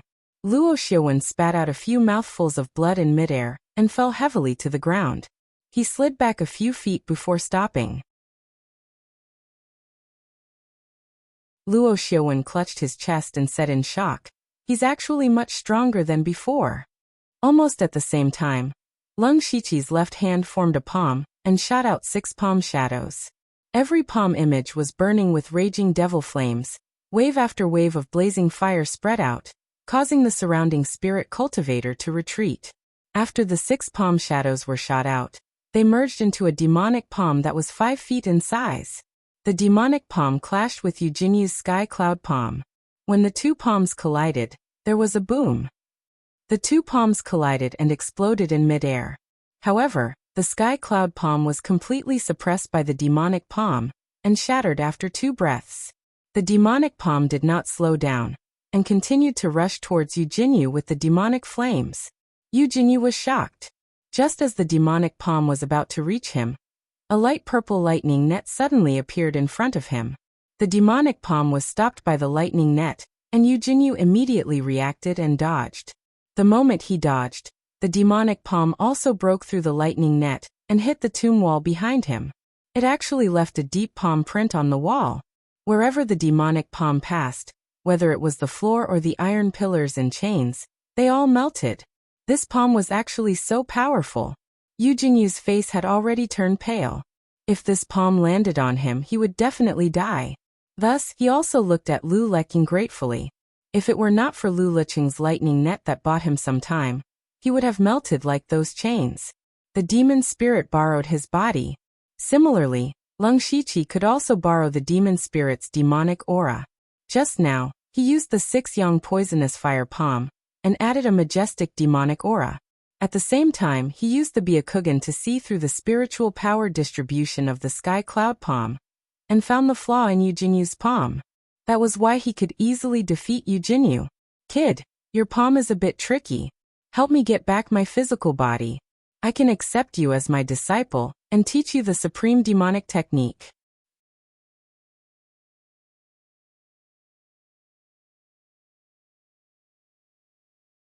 Chapter 170. Inside the tomb. Lung Shiqi's demonic aura was monstrous. 2 spiritual pulse experts couldn't even take a single blow from him, which made the others feel despair. At this time, Lung Shiqi's demonic eye on the right stared fiercely at Su Lu and the other demonic cultivators, while his left eye glanced at the door of the tomb. Boy, you have some skills. Let's join hands and kill those 5 people. Help me get my body back, and I'll teach you the supreme demonic technique. Mo Ling's voice appeared in Lung Shiqi's mind. No, I think it's best to leave now. Leave?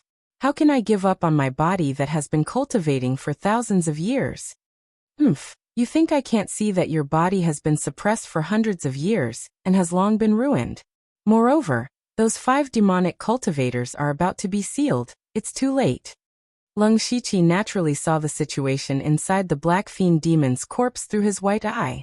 The demonic corpse looked unparalleled on the surface, but the inside of its body had long deteriorated. Presumptuous. I'm only talking to you like this because I'm giving you face. Do you know who I am? Join hands with me to get my body back, or I'll immediately devour your soul. Is that so? But you have to know that only my current state can allow you to exert the greatest power of your spirit body. If I die, you won't be able to kill the demonic cultivators. By the time they subdue your main body, your death date will also be here. Moreover, will you let me go after I help you get your body back? Are you too naive, or am I too naive? Mo Ling found that Lung Shiqi was unexpectedly stubborn, but what he said was all true. Now, Mo Ling still had to rely on Lung Shiqi's double beast origin battle patterns to exert the greatest power of his body. Just as the 2 of them were arguing, a tall figure stood up. It was Bo Yuanho's corpse. At the beginning, Bo Yuanho's corpse was sealed by the 5 demonic cultivators. Later, the Black Fiend demon corpse broke out of the formation, and directly sent it flying to a corner of the tomb. After that, everyone's attention was placed on the Black Fiend demon corpse, and actually forgot about it. At this time, the fiend corpse stood up. His scarlet eyes stared at the Black Fiend demon corpse that was about to be sealed. Then he waved the heavy sword in his hand and walked over with heavy steps. With every step he took, his speed increased by a bit. When everyone noticed him, he was already charging over like a fierce bull. When Su Lu saw this, he immediately panicked. They were only a hair away from completely sealing the Black Fiend demonic corpse. Who would have thought that another big problem would come at this time? That's impossible. Didn't the fiendish corpse turn into an ordinary corpse after its baleful aura was sucked dry? Just a little bit more, damn it. Who can stop him? However, at this time, Luo Xiaowen was injured. Eugenyu and Lu Leqing had consumed a lot of their spiritual power, and the remaining pure spirit realm and spirit transformation realm cultivators could not help. The only one who could stop the corpses was the Lung Shiqi. Unfortunately, they were still struggling with their thoughts. At this moment, Mo Ling also saw the fiend corpse rushing over, and knew what it wanted to do. He immediately pulled the right half of the Lung Shiqi and rushed forward. Mo Ling wanted to destroy the fiendish cultivator's seal, and also stop the fiend corpse's attack. But this was too difficult. If he went to stop the fiend corpse, then his original body would be sealed. If he went to kill the fiendish cultivators, then his original body would have to face the attacks of Bo Yuanho's fiend corpse. Mo Ling knew the situation of his original body best. If he allowed the fiend corpse to attack, he was afraid that he would really be killed. Kid, let's work together again. I'll kill the fiendish cultivators. You go stop Bo Yuanho's fiend corpse. However, the Lung Shiqi's method was to do his best to stop Mo Ling. In the spiritual space, the Lung Shiqi was also constantly destroying the fiendish qi in order to gain more control of his body. In the outside world, he controlled the left half of his body to hold Mo Ling back. Bastard, you're courting death. Mo Ling suddenly appeared in the spiritual space. He waved his arms, and the fiendish chi behind him formed 9 giant pythons and rushed over. At the same time in the outside world, Bo Yuanho's fiend corpse was getting faster and faster. In the blink of an eye, it was not far from the fiend corpse. Then he raised his heavy sword, which emitted waves of fiendish chi that made people shudder. The heavy sword fell with the force of 1,000 caddies, instantly destroying the fiendish cultivator's formation, and sending them flying back while vomiting blood. In the next moment, the heavy sword slashed across the fiendish black corpse's neck, and its head fell to the ground. Not only that, but the black light on the heavy sword continued to absorb the fiendish black corpse's fiendish black corpse. In the blink of an eye, the fiendish black corpse collapsed at a speed visible to the naked eye, and finally turned into a large pile of minced meat. After doing all this, Bo Yuanho's fiend corpse's tall body fell down with a loud bang, and the heavy sword fell beside him with a clang. Even if Bo Yuanho only had a trace of will left, he still wanted to kill the fiend corpse. At this moment, Su Lu and the other fiendish cultivators' eyes were so wide that they were about to pop out of their sockets. They had worked so hard and wasted so many treasures, but in the end, they had failed at the most critical moment. What made their efforts go to waste was not the fiend spirit, who was the greatest threat, but the fiend corpse of Bo Yuanho, who they had never taken seriously. They were full of anger, but now that Bo Yuanho's fiend corpse was completely dead, they had nowhere to vent their endless anger. At the same time, in Lung Shiqi's spiritual space, the fiend spirit controlled the 9 ferocious pythons to rush toward Lung Shiqi's spiritual body. Lung Shiqi was startled by the fiend spirit might that soared to the sky. He hurriedly used ghost parade and spirit steps in an attempt to dodge. But the fiend spirit laughed wildly and said, "Still want to dodge? Die." However, just as the 8 pythons were about to completely devour Lung Shiqi's spiritual body, the demon spirit trembled all over. He couldn't even maintain his human form. The pythons condensed from demonic aura, naturally dissipated into nothingness. Lung Shiqi's heart moved. He knew that the fiend spirit's main body had been killed. After all, the fiend spirit was only born from the fiend corpse's remnant after many years of accumulation. He originally relied on the main body to exist, which was why he had to take back his physical body. Now that his main body was killed, his spiritual body was naturally seriously injured, and his strength sharply decreased. The reason why Lung Shiqi wanted to stop the fiend spirit was because of this. Taking advantage of this opportunity, Lung Shiqi hurriedly controlled his body to take out something that should not exist in this world from the system space. A small glass bottle. The glass bottle contained a light blue liquid. This was the prize that Lung Shiqi won from the 20 consecutive draws on Blood Mist Island, the spirit mixture. Lung Shiqi raised his head and drank it. Then in the spiritual space, his spiritual body shone with a green light. Not only did it grow several times, but it also formed the same appearance as himself. Even a strand of hair was very fine. He clenched his hands and condensed 2 long swords, staring at the fiend spirit with killing intent. You're tuning in to the Echoes of the Heart YouTube channel. Don't forget to subscribe and join us on this journey to catch the most captivating stories.